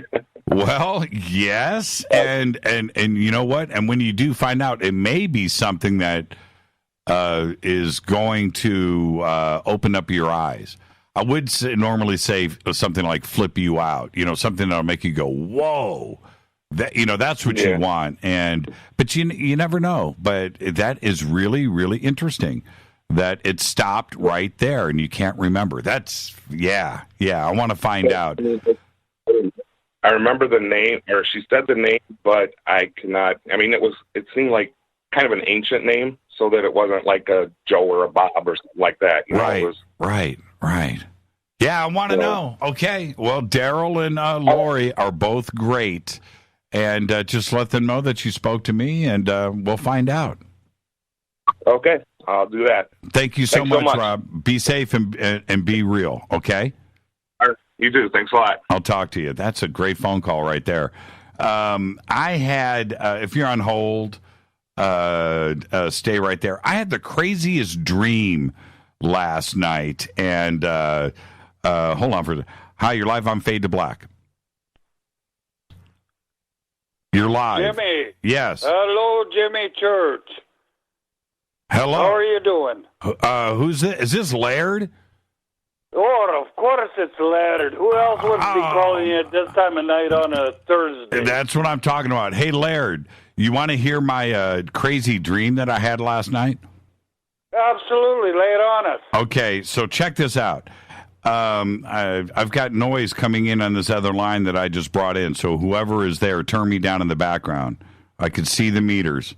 Okay, there you go. No kidding. They were bubbling up through the eardrum. Yeah, I know. So Laird, check this out. When I woke up this morning, this was last night, I remembered I sat up on the bed and I went, wow, that was trippy. And then it all came flooding back, and I remembered all of these details. Now, I'm not going to get into it because it's really long and whatever. But okay. Just simplify it. When was it from? Okay, it was Rita and I got onto a ship. The ship was ours. Okay, it was some kind of craft, but it was large, like an ocean liner kind of thing. And so Rita and I, we sit in these chairs that were backed up against the wall. We put on seatbelts, but they weren't like these big, crazy, safe airline chairs. They were like little chairs. Anyway, so we take off. And as this thing takes off, I unbuckle my seatbelt and I get up and I'm walking, trying to avoid the flight attendants or whoever's working there, right? And I walk around the corner and I look up and I can see there's this giant dome, skylight dome thing that Rita couldn't see, but I could see it. And I can see stars, but I could also see clouds. It was kind of weird. Anyway, as I'm looking up through this thing, it looked like the Millennium Falcon, like a little flying saucer kind of thing, comes up and stops above us, and I'm looking at it, and I yell over to Rita, there's a craft up above us. And she's like, really? And I said, yeah. So then, all this other crazy stuff happened, but there was that part of it. And then I go down into this, I get invited by somebody to go into this room for an interview. And I'm like, what? So Rita comes with me, and we go into this, and it's like this big library. That's the only way I can explain it. But it was full of junk. But it was like 5 stories tall, like a big auditorium thing full of stuff. And there were these stairs in the middle, and they told me to go sit on the stairs, and I do, and I go sit on the stairs, and there's like a control panel next to the stairs. Anyway, so the guy comes in that's going to interview me, and he's an alien, and he's like a big, fat, round, weird-looking, I'm going to say, if I'm going to guess in pounds, like 2,000 pounds. Big, round dude. And in front of his face on this, these 2 bars that were coming out was this, it looked like a ghetto blaster, kind of like, with 2 speakers on it. And this thing extends out and comes up to my face. He's standing in the background. Also, this being in the background, this big E.T. guy, had a beard. It was an E.T. with a beard, and he had a radio voice, right? So he's big and he's round like Jabba the Hutt, right? This big guy, but he had a beard and he had this radio voice, and he's like, "Okay, now we're gonna talk to Jimmy Church." Right? I'm like, E.T. has got a radio voice. And so this thing comes out on these arms, this ghetto blaster thing, and it comes out. And then this earpiece on a cable, it goes, and it comes out and sticks into my ear. Now I can hear radio voice E.T. dude interviewing me. And so I'm sitting on these steps, and he starts the interview, and then guess what happens? I wake up. I wake up. Jimmy. I know. It was the coolest dream, like, ever. It was like weirdness, man. It was weird. It was so much fun. You know what that reminds me of, man? Panama White. Panama White? Absolutely. Having a puff on that'll take you right down. I remember Panama Red. I don't remember Panama White. That sounds really illegal. Well, it doesn't matter. That's back in the day. But what a trip that must have been. Yeah, it was a great dream. And I remember all of the details. I remember all of these weird things. And we went to this planet, and the planet was kind of like Earth with grass, green grass. And we walked through this park. But everybody in this park, and it was some kind of festival, but the buildings and everything were all futuristic, really cool things going on. But ETs everywhere walking around us, and we were walking through this park and saying hello to all the little ET brothers that were walking by, and it was Rita and I walking together. Maybe that's going to become humanity's reality in the near future. I am not clear, but a lot of people have talked about that in the past. Yeah, it was cool. We walked up, Rita and I. Right on, man. Yeah, we walked up to this ET in this park on some planet, and ET was lying on his back, and he was just like a cartoon-looking guy, skinny, had clothes on, red clothes, and like shorts, like clothes. And he's lying on his back with his arms behind his head, and he's looking up at the sky. And Rita and I walked up to him, started talking to him. And it was weird, man. It was, I can remember all of it. Laird, you called me. What's on your mind tonight? Oh, good heavens. I've forgotten whatever in the blazes we might have been able to talk about earlier. But it's good to hear your voice again, Jimmy. It's been over a year since I talked to you. So yeah, it's been a while. We're still on the pyramid climb, so we're doing good. Okay. Well, you know what, Laird? You've been with us for so many years. And, yeah, it's probably been over a year since I've heard your voice, but I knew it right away. How cool is that? Of course. Well, a friendly brother from a different part of the galaxy is always a brother. Yeah. I can't wait to get over the pond, man. We got to get over the pond. We've just got to. The pond's always there. Yeah. It's been a gnarly winter this year, though. Yeah, that's what I heard, and somebody was telling me yesterday they were in. Oh, where were they? Anyway, they were saying it was snowing in Heathrow.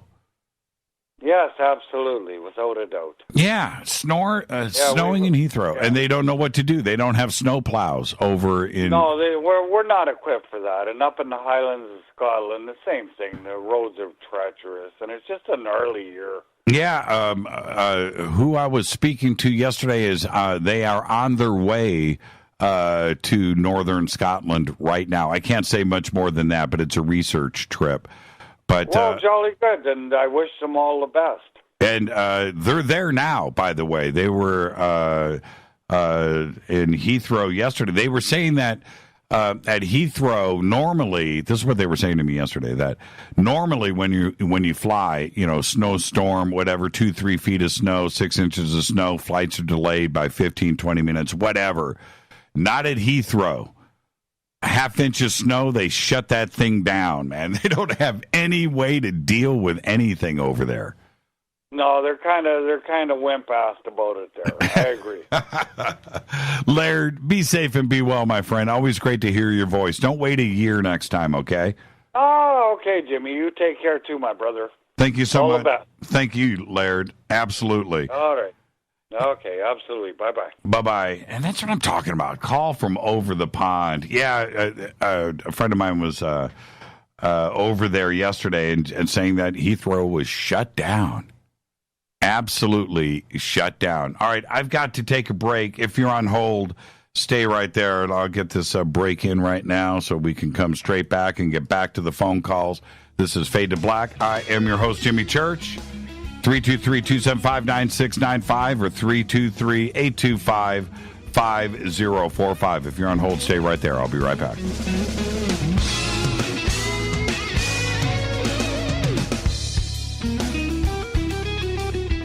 Hi, everybody. This is Rob Halford, the Metal Guard on JimmyChurchRadio.com. This is KGRA Digital Broadcasting Station. Salt Lake City, Utah. Van Buren, Arkansas. Okay, nurse, let's get this man to the ER stat. Right away, doctor. We see this every day. Heart attack or angina pain due to blocked and clogged arteries. Chelation can remove obstructions or blockages from arteries and help avoid painful and expensive surgery. Now there's Angioprim. It's a liquid oral chelation product that you take with juice. You start to feel the results fast. Angioprim increases blood flow all over the body, and that means more energy and strength to take on the day with less aches and pains. 60 years of research has gone into chelation, and Angioprim is the result. A safe and easy way to unblock your veins and arteries from buildup that slow circulation. Paging Dr. Jones. Please report to the emergency room right away. Log on now for a special radio offer from Angioprim. That's angioprim.com/radio. ANGIOPRIM. Angioprim.com/radio or call 877-882-7221. That's 877-882-7221.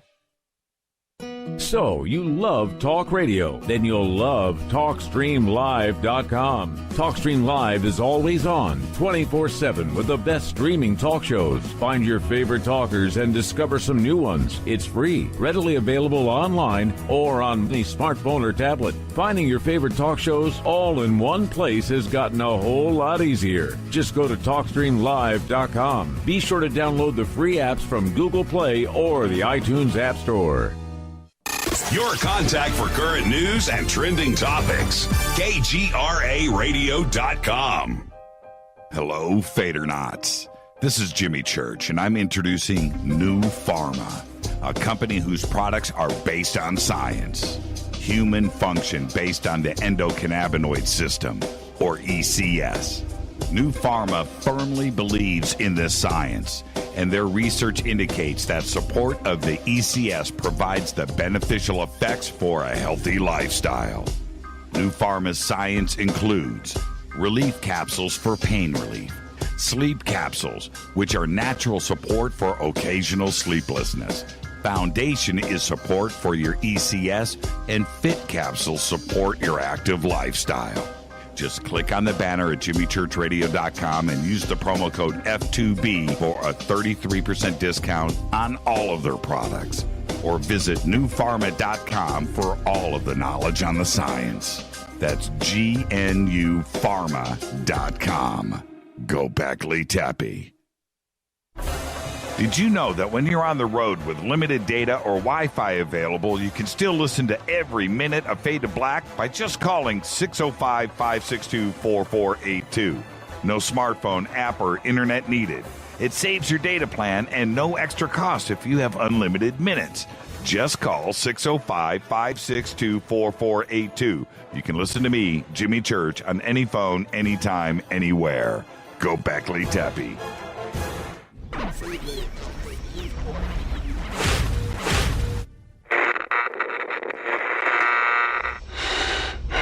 You want to know a secret? I love ponies. I really love ponies. I'm serious. I couldn't stay sane without ponies to brush. Why fade to black? Because you never got that pony, damn it. This is Fade to Black with Jimmy Church on the Game Changer Radio Network and KGRA, the Global Radio Alliance.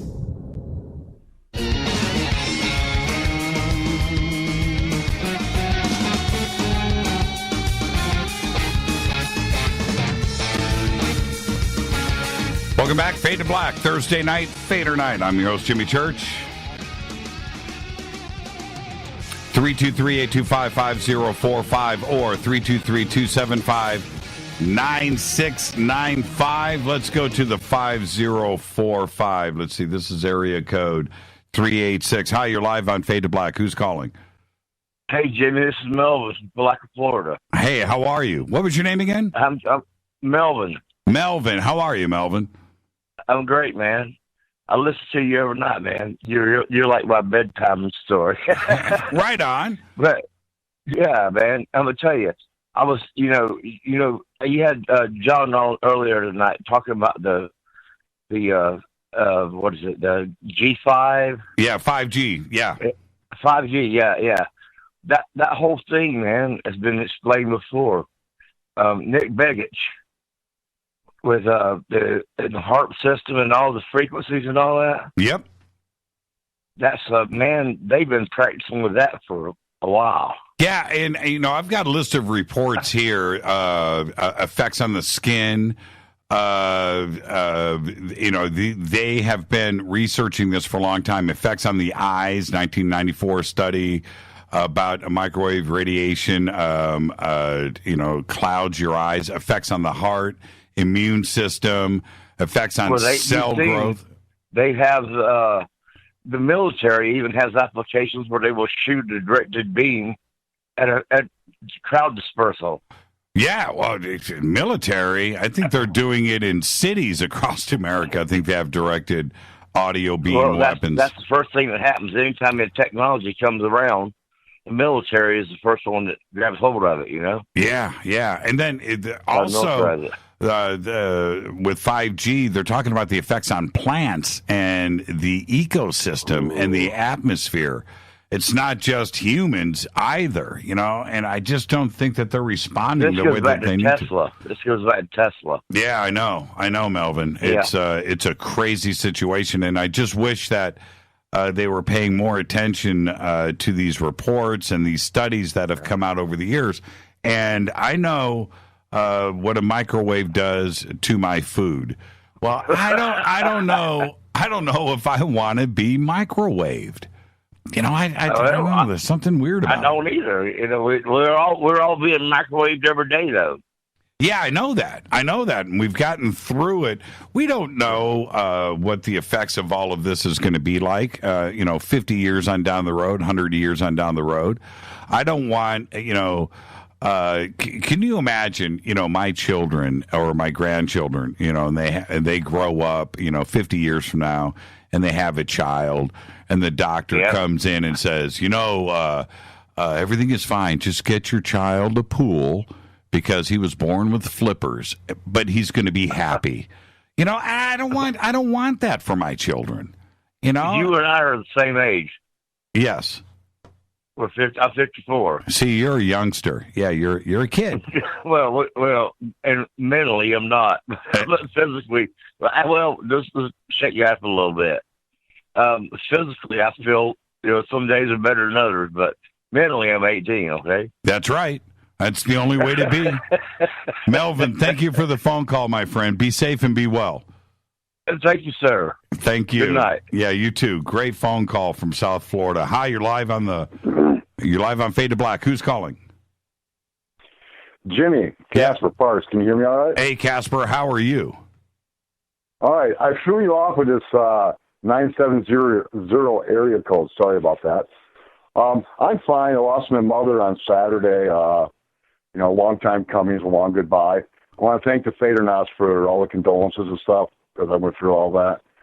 And it's been a rough 3.5 years. Yeah, Rita mentioned it to me, and I did see that. And our thoughts and prayers are with you and your family. And sorry that you had to go through that. Thank you. It's okay. It's what it is. It's time for me. She was 82, so it's a turning. We turn pages in our lives and chapters in our lives, and an event like this, whether it's graduating high school, college, or the loss of something like this, it's starting a new book in the same series. Yes. If that makes sense. No, it is. That's exactly what it is. The circle of life, man. Yeah. The circle of life. Oh, yeah. And but let's go back to the disclosure thing here real quick. I'm going to feel kind of stupid here. I can't think of the name of that Seth MacFarlane series that just started recently. Because there's some stuff on there that kind of toward that with fiction. The Sci-Fi Channel, I'm not going to say anything about the premise, is they just started that Krypton series, which is the grandfather of Superman. Mm-hmm. And the first right now at the Sci-Fi Channel's website, at the upper right-hand corner, if you're on the web, we did a web page. So to watch their TV shows, it's small little print, upper right-hand corner if you're on a computer screen. But you can watch the season premiere of that for free right now without logging in through a cable provider. Watch the first 5 minutes of Krypton, and it gives you the premise, but it is jaw-dropping with what they say. That's, Okay. And when you think of disclosure and everything else, you got to watch the first 5 minutes of that and listen to what Superman's great-great-grandfather says. And we're seeing more of this showing up on television again now, and I think something's coming. Something's on the horizon for sure. Okay, I'm looking it up. Krypton Sci-Fi. I went to Sci-Fi Channel's page, and I didn't see anything there. Here it is. Years before the destruction of the legendary Man of Steel's home planet, Superman's grandfather, Seg-El, fights to redeem his family's honor after the House of El is ostracized and shamed over Seg's grandfather's false claims of a world killer coming to Krypton when an attack of the government. Okay, all right, okay. But you got it, But it's so it would be Seg's grandfather, so it would be Superman's great grandfather, right? And you listen to what he says in the first 5 minutes on that season opener, and it really applies to everything that's going on now with the release of these videos that we're seeing on television and everything else, and what we've seen on the Seth MacFarlane series a little bit. It makes a statement. There's something being said right there, and it's kind of preparing people for disclosure, as it were. But the first 5 minutes, and it'd be just like, if you're a Fadernaut or you're into this kind of stuff, it's jaw-dropping what he says. Man, I can't wait. Okay, Casper, I respect your opinion, and the ratings are pretty good. It's got 7.4 on IMDb. It's 59% on Rotten Tomatoes. Just to get over 50% on Rotten Tomatoes says a lot. So, that's episode 1, because both are available right now. So it's episode 1, and it's great to hear that young man calling earlier. I know, right? We don't realize it. Podcasts like this, while we're sort of a talk show, we're different. Podcasts are different. We're the radio of today. How many people listen to the radio in their car? They're that age. Everything's being streamed. whether it's podcasts or music or whatever. So, this is the new everything. You got on stellar.com coming up. Right now, I guess it's more open now than what it was. And I'm excited to see what the format of it looks like. When it goes completely full blown. Yeah. It's all of that is pretty exciting, and but I really on Stellar aside, when you listen to somebody like Ashton, 8th grade, 13 years old, and I'll tell you right now, I wasn't that smart when I was 13. You know what I mean? I was still digging for worms out in the backyard and making mud pies. That is all right. That just made me feel good. So sorry to hear about your mom, but you know what? 82. If I make it to 82, I win. Man, so there you go. Yeah. Thank you so much, Casper. I'll let you go. Yeah. Thank you for taking the call, Jimmy. Have a good weekend, everybody. Yeah, you too, Casper. Thank you so much. All right, goodbye. Casper Parks, author Casper Parks, right there. Casper's books are right there on the front of JimmyChurchRadio.com. You can go and click, and just a great author and a very smart guy. Thank you so much, Casper. Krypton. All right, I'm going to go check it out. That looks like it's weird. 4970 numbers tonight, and more coming in. Really weird. All right, let's go. I think I got John Polk on the line. John, are you there? I am. How's it going, Jimmy? Wow, haven't heard from you in a couple of years. How you doing? I'm great, brother. How's it been? It's all good. Are you still in? You're in Sedona now, right? I'm in Sedona. Yeah. All right, UFO capital of the world. How's that going for you? I got my night vision goggles out right now, and I'm looking at Thunder Mountain. Yeah. Which to the locals, it is known, it's common knowledge that Thunder Mountain houses a joint ET/military base, which is supposedly full of Lemurians and other. I can't be sure. Nobody can be sure, but there's something going on. There's too much covert military activity that you can see in the skies. Right.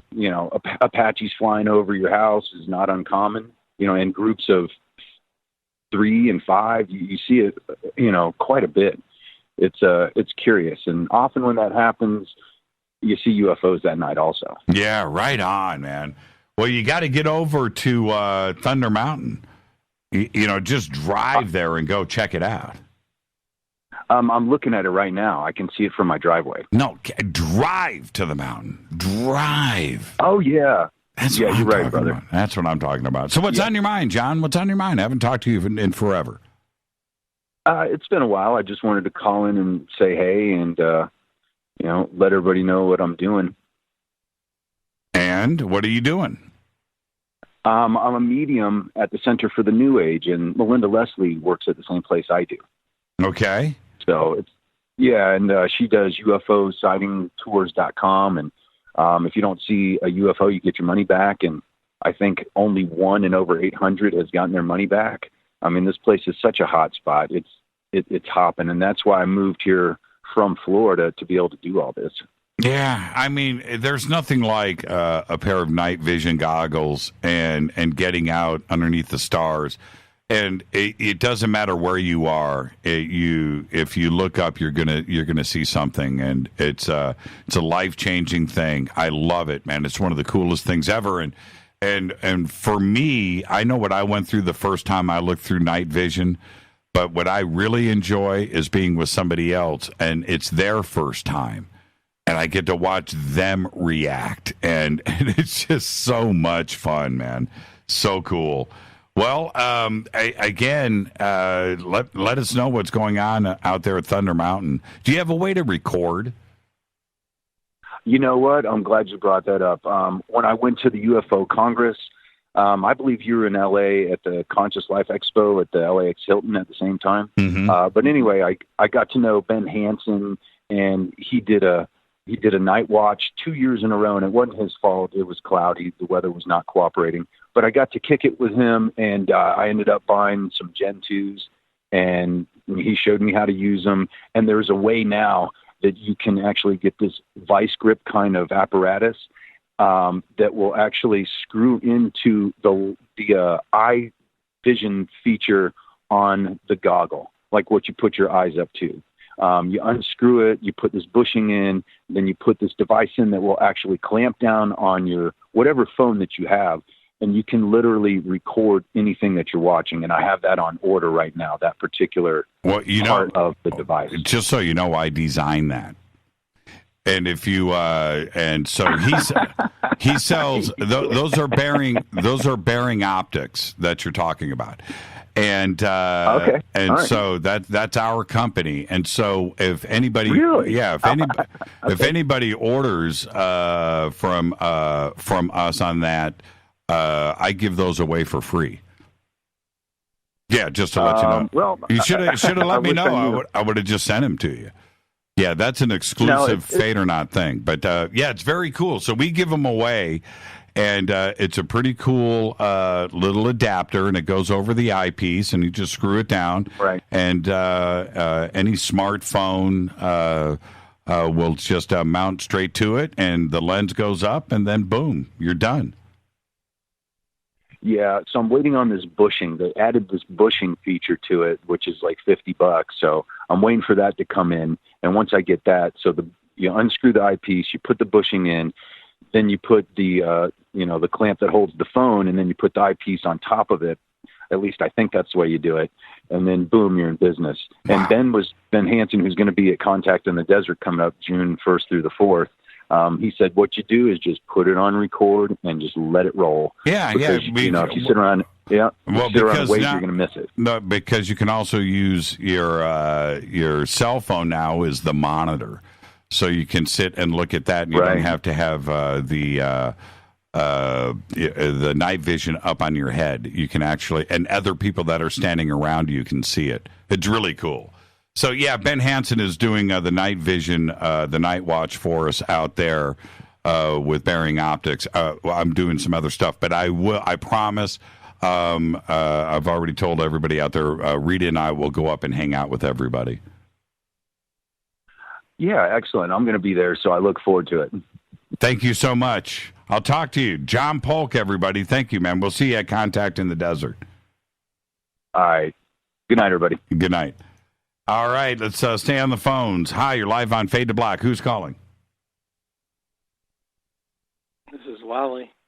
This is Wally. How are you, Wally? Well, hey. Hi, Jimmy. How you doing? I'm good. I'm doing good. Great. This is like the second time I've ever gotten to listen live. I'm on the East Coast, and first time I've ever gotten to call in on a Fader night, because usually I have to work the next day. So because I work for a great company, they gave us all off tomorrow, and I was able to stay up, and I said, let me see if I can get through to Jimmy. Yeah, right on, man. Right on. Where are you calling from, Wally? Philadelphia. There you go. That's City right, of man. brotherly love. That's right. Yeah, and the Philadelphia Eagles, too. Yeah. Super Bowl champ. Yeah, man. That was pretty cool. That was one of the best Super Bowls I've ever seen. That was... The town, yep. It was a great game, and the town is still rocking. And, hey, we haven't won one in the Eastern Division. I know the Giants have won them, the Cowboys, of course, the Redskins, but the Eagles never won. And so, we just wanted to get one, and it was great. It was against our friends, the New England Patriots. But again, I want to congratulate you for your success. I've been a long-term listener, but one of those guys who had to listen, on podcasts or never in real time. So just wanted to give it a call and see if I could get through, and I did, and it's great. So I'll leave it to you. A couple things. The American Airlines situation that happened over Phoenix today. Did you hear about it? Another one, or the one that happened back in February that I played the recording of? You know what? I only picked up on it on the CNN feed today. I presumed it was a new one. No, Yeah. Really quick, Wally. It happened back on February 24th. The FAA just released the recording, so it went into the mainstream media yesterday and today. I played the recording earlier on the broadcast tonight, but pretty interesting. Did you listen to the recording? Yes, I did. And the ATC guys, or the air traffic control guys, are they're still joking around about it, but I think the pilots are coming around. They're starting to see stuff, and they're wanting to say stuff. And it just seems like one day we're gonna have a commercial pilot from a major U.S. airline is going to come out and just say, I saw something and I know what I saw, and so did my crew. And that's going to be a big moment. Yeah, and you're right about that, because I think that, and especially when it comes to pilots, that they didn't want to mention anything because they didn't want to sound crazy. A couple of years ago, I was flying, and I was with a couple of pilots. Our flight got delayed, right? And so they had to bring up another plane. We had to change equipment, right? And so the two new pilots come up, and they're standing there with me, and we start talking, and we were talking about Hangar 1, and they were both open to it, right? And so the captain, so I turned to him and I said, so man, what's up, man? You ever see anything out there? And he goes, nope. Right? And his co-pilot, he said, yeah, we see stuff all the time. And the captain's kind of smiled. And I said, so, what do you do? What do you do? Is there any official protocol? I've talked about this before on the show. Right. And he looked at me and goes, dude, we don't talk about that stuff. And I'm not going to talk to you about it now. It was pretty weird. And he was smiling when he said it. But yeah, he shut me down. He shut me down with a smile on his face. And it was that simple. And we there were 200 people that were waiting to get on the plane. And so we're standing in a crowd. Everybody could hear us. And there was no way he was going to start talking UFOs as he was about to go fly. So I'm just telling you, he just shut me down. And now I feel like they're okay bringing it up, because two pilots clearly said UFO in that recording. Yes. Yep, that's right. And I'm going back, I know this has been a while, but, whatever came out of the O'Hare thing, what was that, 2008? Yeah, something like that. Yeah, the O'Hare thing? Yeah, and again, that is, and Leslie Kane did the best reporting on that. She's so great. And the way that they talk about it, that the clouds opened up, right, and went circular and, and went straight up and left, and the recordings and the way that everybody is talking about it there it's fascinating. Nobody, and this is what's strange, we're talking about O'Hare. This is downtown Chicago. Cited by everybody. Nobody wanted to investigate that. That thing just got left. If it wasn't for Leslie Kane, we might not have ever even heard about that case. Yeah, I thought that was going to be it. Really, I did. I mean, I thought that was, when I first read it, I thought that was a joke. Like in the newspaper, I said this has got to be a joke. But it was pretty cool. Jimmy, I know you got a lot of callers. I just wanted to get through. I wanted to say congratulations, and that you're a class act, and keep doing what you're doing, man. I love it. Yeah, thank you, Wally. Hey, Wally, before I let you go, I got to head towards a break here. But what's the name of the Philly cheesesteak stand in downtown Philly? Is it Rick's? Well, there's Gino's Steaks and there's Pat Steaks. No. They're in South Philly. And then there's Jim's Steaks on South Street. Oh, man. Is it Jim? I didn't think. No, I would have remembered if it was called Jim's. Yeah. No, they're the big ones. They're, Pat's and Gino's they're fighting it out down in South Philly as to who's better.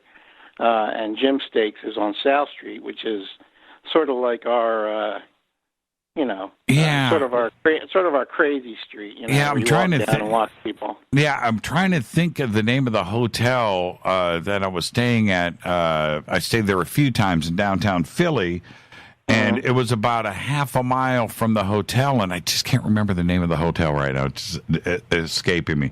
It's not a Hilton or a Renaissance. It's got another name.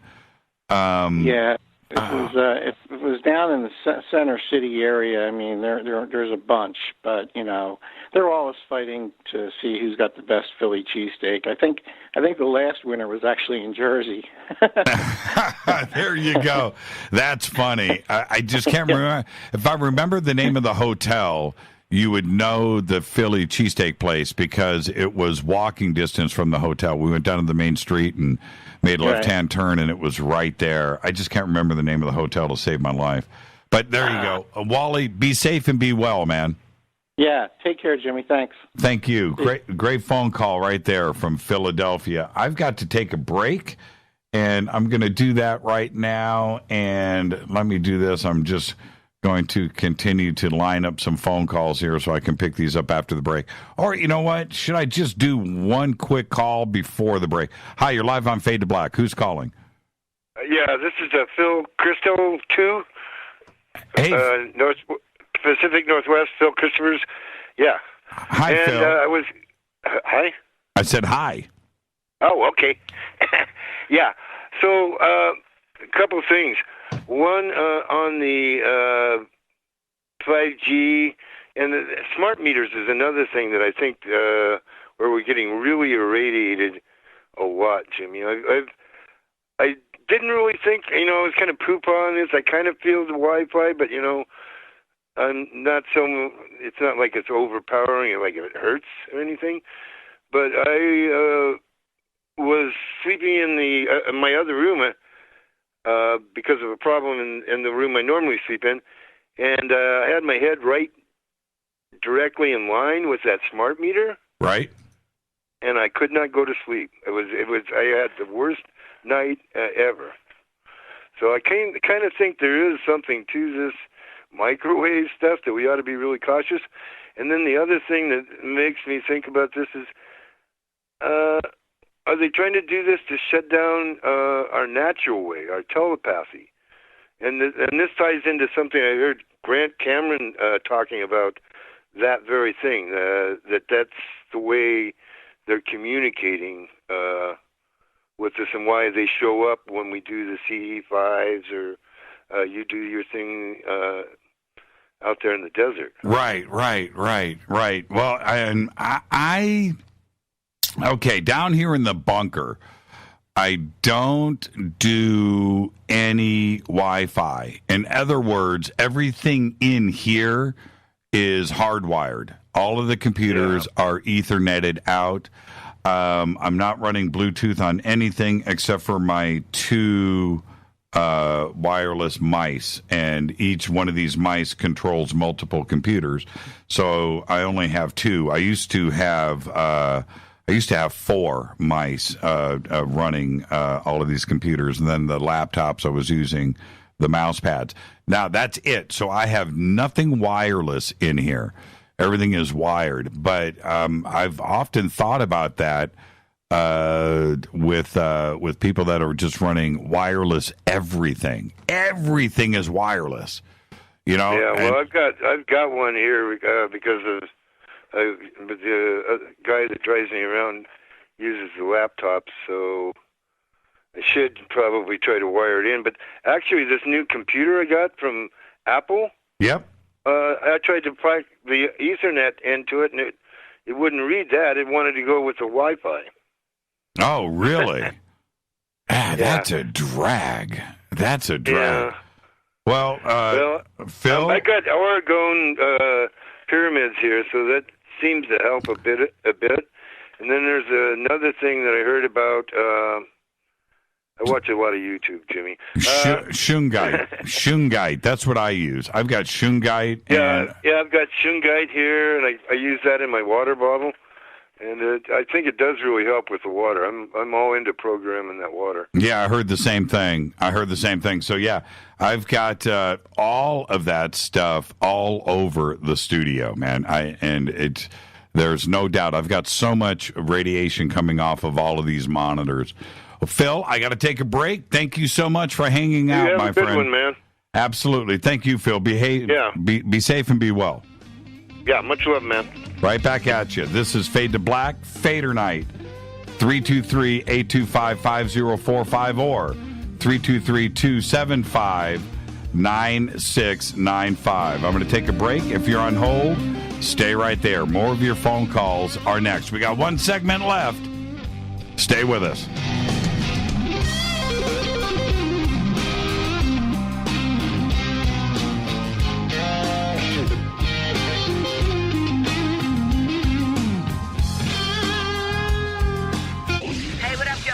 Vivica Fox here, and you are listening to my boy, Jimmy Church, on JimmyChurchRadio.com. Despite popular opinion, reading a book will not make you smarter. But listening to Jimmy Church will. So you went to dinner last night, you had your favorite pasta. Ugh. Or maybe you had a heavy, spicy meal and it left you. Ugh. GetTheT.com. Maybe you mowed down a huge steak and your plumbing is all plugged. Ugh. GetTheT.com. Our super strength tea will take care of your occasional. Ugh. It's all organic and non-GMO. Get rid of ugh. We have so many great supplements, but our super tea is number one. GetTheT.com. That's GetTheT.com. So, you love talk radio? Then you'll love TalkStreamLive.com. TalkStream Live is always on, 24/7 with the best streaming talk shows. Find your favorite talkers and discover some new ones. It's free, readily available online or on mobile with any smartphone or tablet. Finding your favorite talk shows all in one place has gotten a whole lot easier. Just go to TalkStreamLive.com. Be sure to download the free apps from Google Play or the iTunes App Store. When you take the beans from Central America with dashes of Indonesian and African mixed in and then roasted to the dark side of Fade to Black, you create the ultimate brew of fringe. Introducing the Fade to Black blend from Rivermoon Coffee. Yes, Rivermoon's darkest customized roast was created for the love of Fade to Black.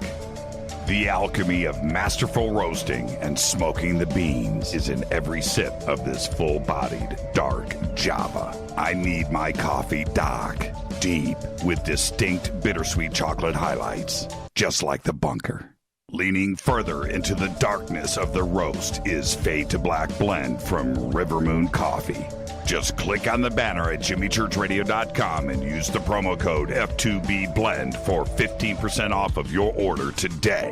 Go Beckley Teppy.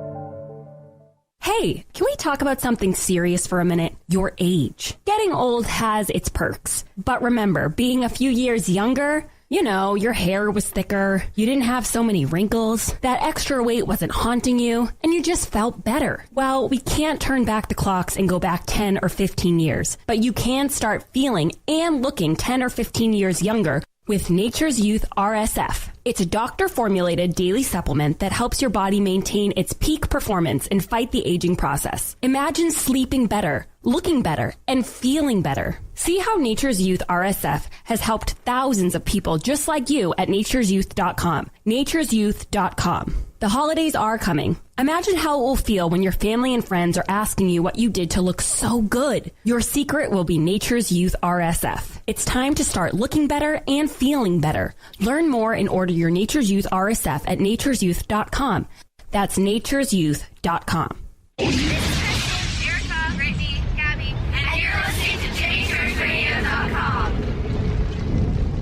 It's not a lifestyle we chose. We were born this way. KGRARadio.com.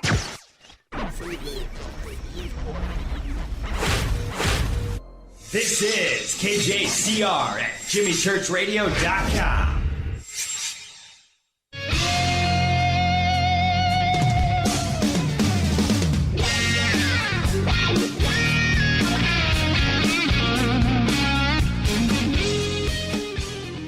Welcome back. Fade to Black. I'm your host, Jimmy Church. Nothing like a Thursday night in the chair talking to all of you. Great phone calls tonight. 323-825-5045 or 323-275-9695. Last segment of the show. And let's go straight back to the phone. I'm going to go to area code 970. You're up next. Who's calling? Hi, Jimmy. It's Stacy from Colorado. How are you? Hi, Stacy from Colorado. How are you? I am so great because I was looking at my calendar earlier and realizing that 9 weeks from now, right now, I'm going to be chilling with the Fadernauts who've gathered for the night before contact starts. Oh, yeah. And that, like, just kicks off the beginning of my summer because I'm going to be at ECETI, too, for Soul Tech. And just 9 weeks. I'm so excited. Man, you're going to be fader knotted out. Do you think? I don't know. Is there such a thing? Yeah, and whoever's on, it's weird. I'm watching these meters go with the other line. Somebody that's anyway. It doesn't matter. Have you guys lined up the Fadernauts? Do you guys know what you guys are doing the night before contact in the desert? No, I was just. I mean, I there was some talk, I guess, of maybe there's a bonfire there at the hotel, or I don't know. I don't know what the plan is. I just know that I'm going to be there with a whole bunch of Colorado Fadernauts, actually. We are all kind of coming en masse. So yeah, I can't wait to. For us. We're bringing my husband. Right. And see, normally out in Joshua Tree, the Fadernauts got the compound, right? So they had like 3 houses right there, and we had a big parking lot in the middle, and it was great. So, but I don't know how you guys, because I don't arrange that. That's you guys doing it. So I don't know what you guys have going on out there in Palm Springs. Somebody let me know. What are the plans? Have you guys figured out the Fader compound? Or is everybody just going to stay at the Renaissance this time around? I don't know. I have no idea. I know that there are a number of us who have kind of a quiet house, but it's not the theater compound. It's the retreat. So no more information than that. Yeah, I understand why you're staying quiet. But I'll announce it now. Fadernauts party at Stacy's. Oh, no.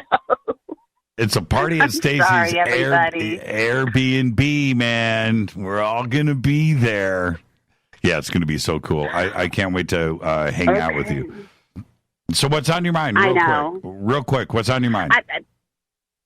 That's all. I that's mostly just wanted to call and just gush a little. I'm just excited. I can't wait to be with all my friends again. It's been a great year since meeting everybody and hanging out with them, and I just feel like I've just been moving towards the next opportunity. So that's what's really cool, too, because we're going to do a contact in the desert and go and hang out, and then turn around a month and a half later, we'll be right up there at ECETI with everybody once again. It's going to be so much fun. I can't wait. It's going to be a great summer. And getting to dive in deep there at ECETI. Oh, you have no idea. You think you know. You don't.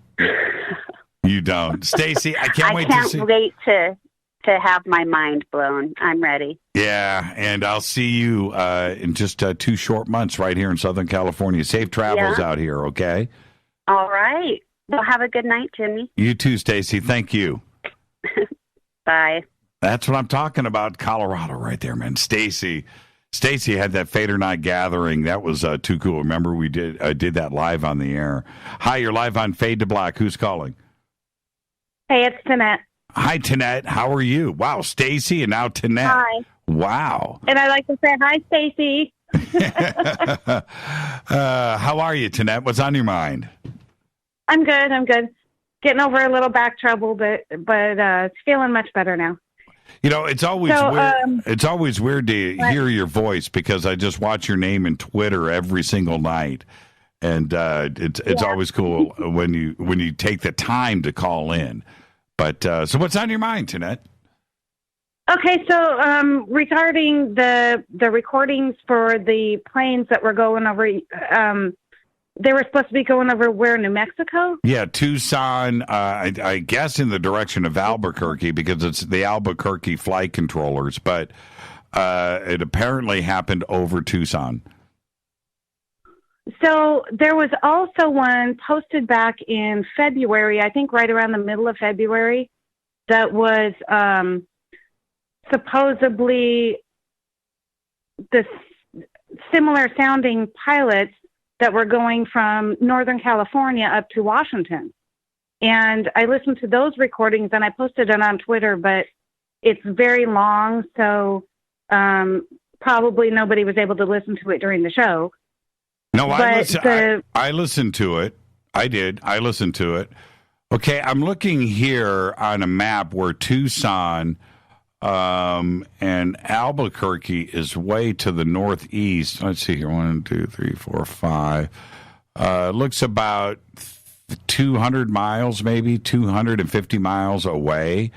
But it happened over Tucson. Why wouldn't Tucson Flight Control be dealing with them and not Albuquerque? That's weird. Right. So I'm a little confused because this flight was supposed to be going from Northern California up to Washington, but the recordings on it sound like almost identical. I haven't actually compared the two, done the research yet, but they sound like almost exactly the same flight, but in a different position. And the recordings were where they actually saw it were supposed to be somewhere over Oregon. Yeah, that's right. Those were there were a lot of recordings there in that recording chain. I mean, I remember it seems like there was like 10 minutes of recordings that was really, really long. Not as definitive as this one, though. I mean, here it's very clear about what is going on. You hear UFOs a couple of times, and you hear it fly overhead. You hear the air traffic controller interacting very directly. The one that was up over the Pacific Northwest, and they were calling that Oregon, I remember, and that was out over the Pacific Ocean. I don't think that was over land. I think if I remember, it was over land, but just the way the two recordings sound so eerie, similar, it makes me sound really suspicious of what's going on there. So what do you mean? You think the recordings are fake? I think they may have been maybe revised a little bit. Interesting. Manipulated, if you will. Right. Wow, interesting. Well, also the similarities between the two of them, don't all pilots kind of sound the same? All flight controllers, they all sound alike in that they are used to speaking with this tone, right? And this official pilot speak and air traffic controller speak. So they all sound similar. You know what I mean? How many times, I don't know how many flights you've been on. I've been on hundreds and hundreds and hundreds of flights, and I swear I have been on flights where I thought it was the same pilot. Right? Because you hear him calling, when you hear him, okay, we're going to descend to 30,000 feet because we got some turbulence up ahead. I'm like, wasn't that the dude I was flying with yesterday in New York? But today I'm in Colorado. That pilot sounds similar because they all have that same sound, right? Do you understand what I'm saying? Yeah, but that's not what I was referring to. It wasn't the voices or anything. It was the story. Oh, the story sounds almost identical. Oh, I see where you're coming from, Tanette. So you just think it's fabricated. You think it's just a scripted, and they manufactured this and they've put this out. No, I think the original story from the Northern California to Washington sounded absolutely real because there was like huge pauses in the transmission and stuff. I think that was a real recording. I think it may have been remastered. Edited, and now I noticed that too. Okay, so I think that the website was called Warzone or something like that. That I when I first heard this stuff, the one that I saw was Drive something. It's up on Twitter. I forget the name though. Okay, so I went and listened, and you're right. There were these huge gaps. So when I went to, the gaps between the pilot, there were these pauses that were there. And so the first, I listened to 10 different versions of this Arizona Albuquerque UFO. And the first ones that I heard had those same pauses in it. And it was really, really long. The one that I played you tonight, when I heard it, I thought, okay, that's better for radio because these pauses aren't there and all the gaps are removed. Because what I played tonight was rapid fire, right? Everything is on top of each other. So those gaps were there in the original one that I listened to yesterday, and maybe even this morning too. But but it was supposed to be in a different area. Yes. Yes. Yeah. Totally complete different part of the United States. So the first recording was from the Pacific Northwest, basically, and then the second recording was from further down south. So why did it change? Right. So do you think that they both in Oregon and this Tucson Albuquerque record or sighting, do you think they actually saw UFOs? Yes, I do. But I think they were both the same flights. And I don't go and research like flight data of who went, who, where, when. I don't know how to do that. But all you got to do is do hold on, AA 1095. So that flight is San Diego to Dallas. I'm looking at it right here. Okay, so that's American 1095. So that's San Diego to DFW. I'm looking at it right here. That was the flight number, right? It was American 1095? I think so. Yeah, let's defer that to Twitter. Am I right, everybody? Was it flight 1095, American 1095? Let me see here. Let me go back. I'll have to go back to the original article and pay attention to what the flight numbers were and stuff and maybe look that up. Well, I'm here now. Okay, so here we go. Tucson News. Yeah, American 1095. So that is San Diego to Dallas, Fort Worth. Okay, and I'm looking here. So there's Dallas, there's San Diego, and it would have gone right over Tucson, in between Las Cruces and Albuquerque. That would have been the flight path. So that's where that is. The other one, the Learjet, I don't have that flight information. Now, the other one, that was, see, this is, Tinette, I don't know if you know about this, but there's a thing called the Internet, Google. You can search anything. It's really cool. Okay, so now let's go Oregon UFO. Let's see what. Here we go. February 19th. Air traffic controllers. Okay, these FAA tapes. Okay, and this is with F-15 fighters. Got it. Yeah, the Drive. That's what it is called. You are right. There you go. You are right about that. I don't got flight numbers here, though. They don't have flight numbers. Okay. It's in the recordings when you listen to them. But it's also, that's the other thing that I remember. This was F-15s. These were, I don't see anything about. In the recordings, they called off the flight numbers. Oh, Alaska. Of what sounded like airliners. Alaska 439. There it is, right? Alaska 439.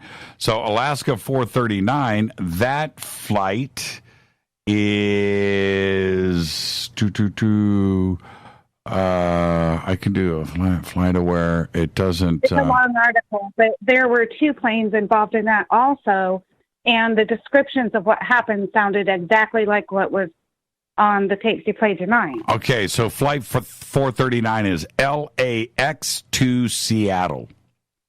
And that, I'm looking at the flight aware, and you're right, that is completely over land. It never went out over the ocean. Okay, so there's your answer there.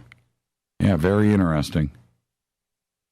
Yeah, I think we all need to go back to listen to both recordings in length, and the similarities are just spot on.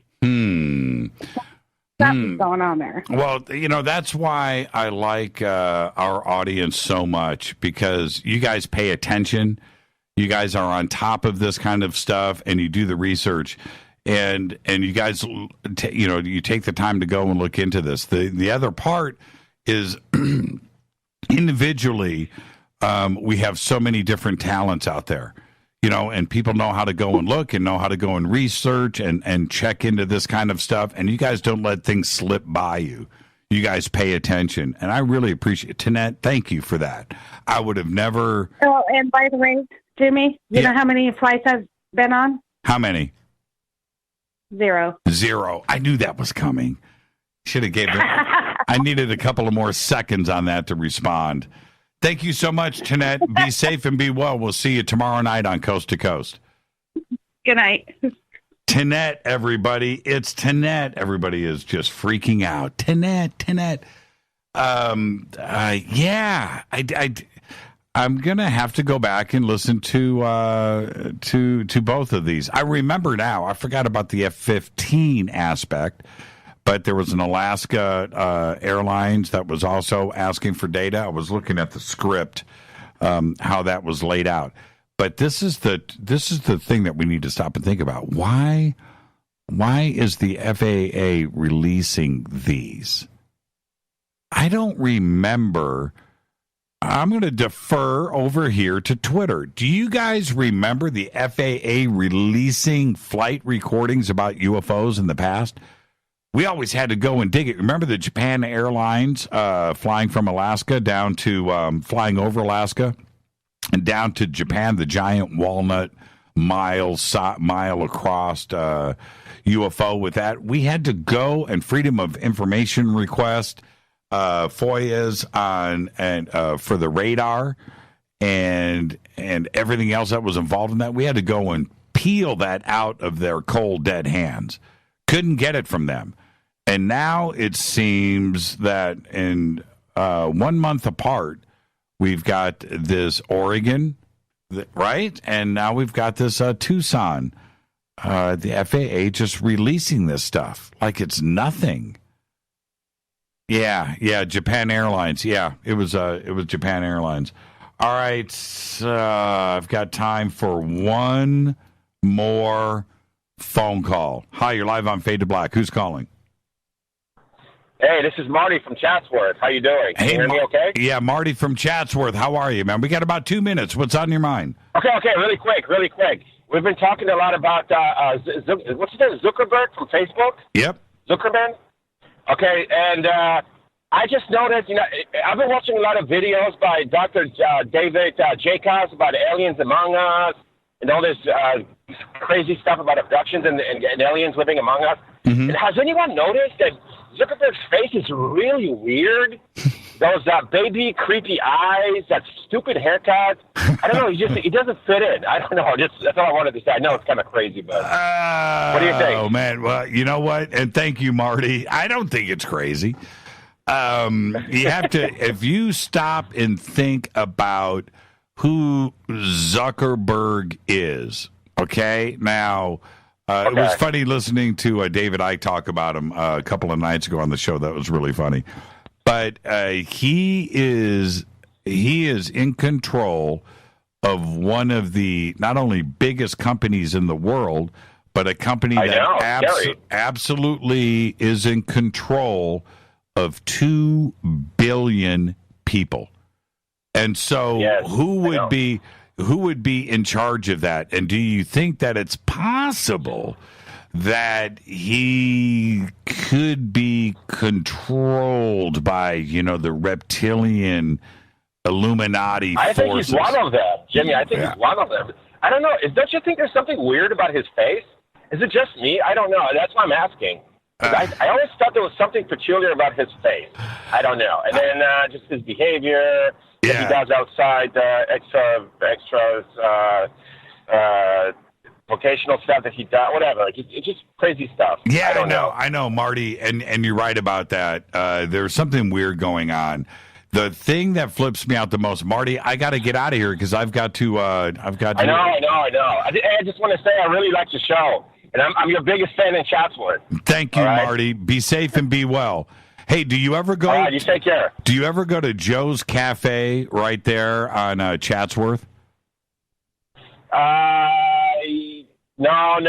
I think you asked me that. I called in about 7 months ago. You asked me that. Oh, no, okay. I don't go there. No. It's a good breakfast spot. All right. I'm going to check it out. That's the second time you bring it up. I will make that a point. I'll tell my girlfriend we got to go there this weekend. Joe's Cafe. Where is it? Why don't you plug it in?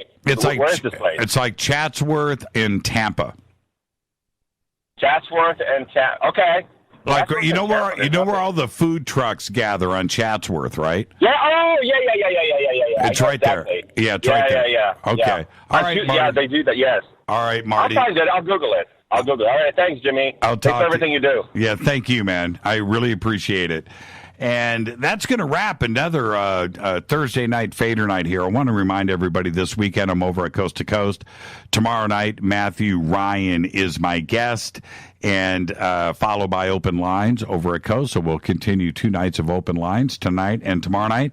And Saturday night over at Coast, my guest is Emery Smith, and he is going to be with us the full night over on Coast to Coast on Saturday. Now, I wanted to get that out of the way. And Monday on Fade to Black, Anthony Sanchez is here. So Anthony will be joining the show on Monday. But back to Zuckerberg. All right, this is what trips me out about Zuckerberg. He doesn't sound smart. He doesn't. Now this guy is worth, 50, 60, 70, 80 billion dollars. Okay? And runs a company that controls 2 billion people. There's only 7.5 billion people on this planet. And you need to just stop and think about, Bill Gates, at least. Bill Gates sounds smart, right? Steve Jobs sounded smart. Larry Ellison sounds smart, right? Wozniak sounds smart. But when it comes to Zuckerberg, it's just like, I don't get it, man. He's like the luckiest man alive. Just the luckiest man alive. Is he genius or luckiest man alive? And I'm just going, I'm leaning on the luckiest man alive part. I don't see the genius side when it comes to Zuck. That's just me. Thank you to everybody that called in tonight. Thank you to everybody that tweeted tonight. Thank you to Jon Rappoport and another amazing segment from him. Fade to Black's executive producers Rita Camurian. Show is produced by Hilton J. Palm, Renee, Dennis, and Bob. Announcers are Steve Harder, Gene Vitoa, Mark D. Kovar, Webmaster Drew the Geek. Music, Doug Aldrich. Intro, Spaceboy, SpaceboyMusic.com. Fade to Black is produced by KJCR for the Game Changer Network, and syndication is KGRA, The Planet. This broadcast is owned and copyrighted 2018 by Fade to Black and the Game Changer Network. They cannot be rebroadcast, downloaded, copied, or used anywhere in the known universe without written permission from Fade to Black or the Game Changer Network. I'm your host, Jimmy Church. Follow me on Twitter at JChurchRadio. I'll see everybody on Coast to Coast tomorrow night, filling in for George Norrie. Until then, everybody be safe. Go Beckley Tepe.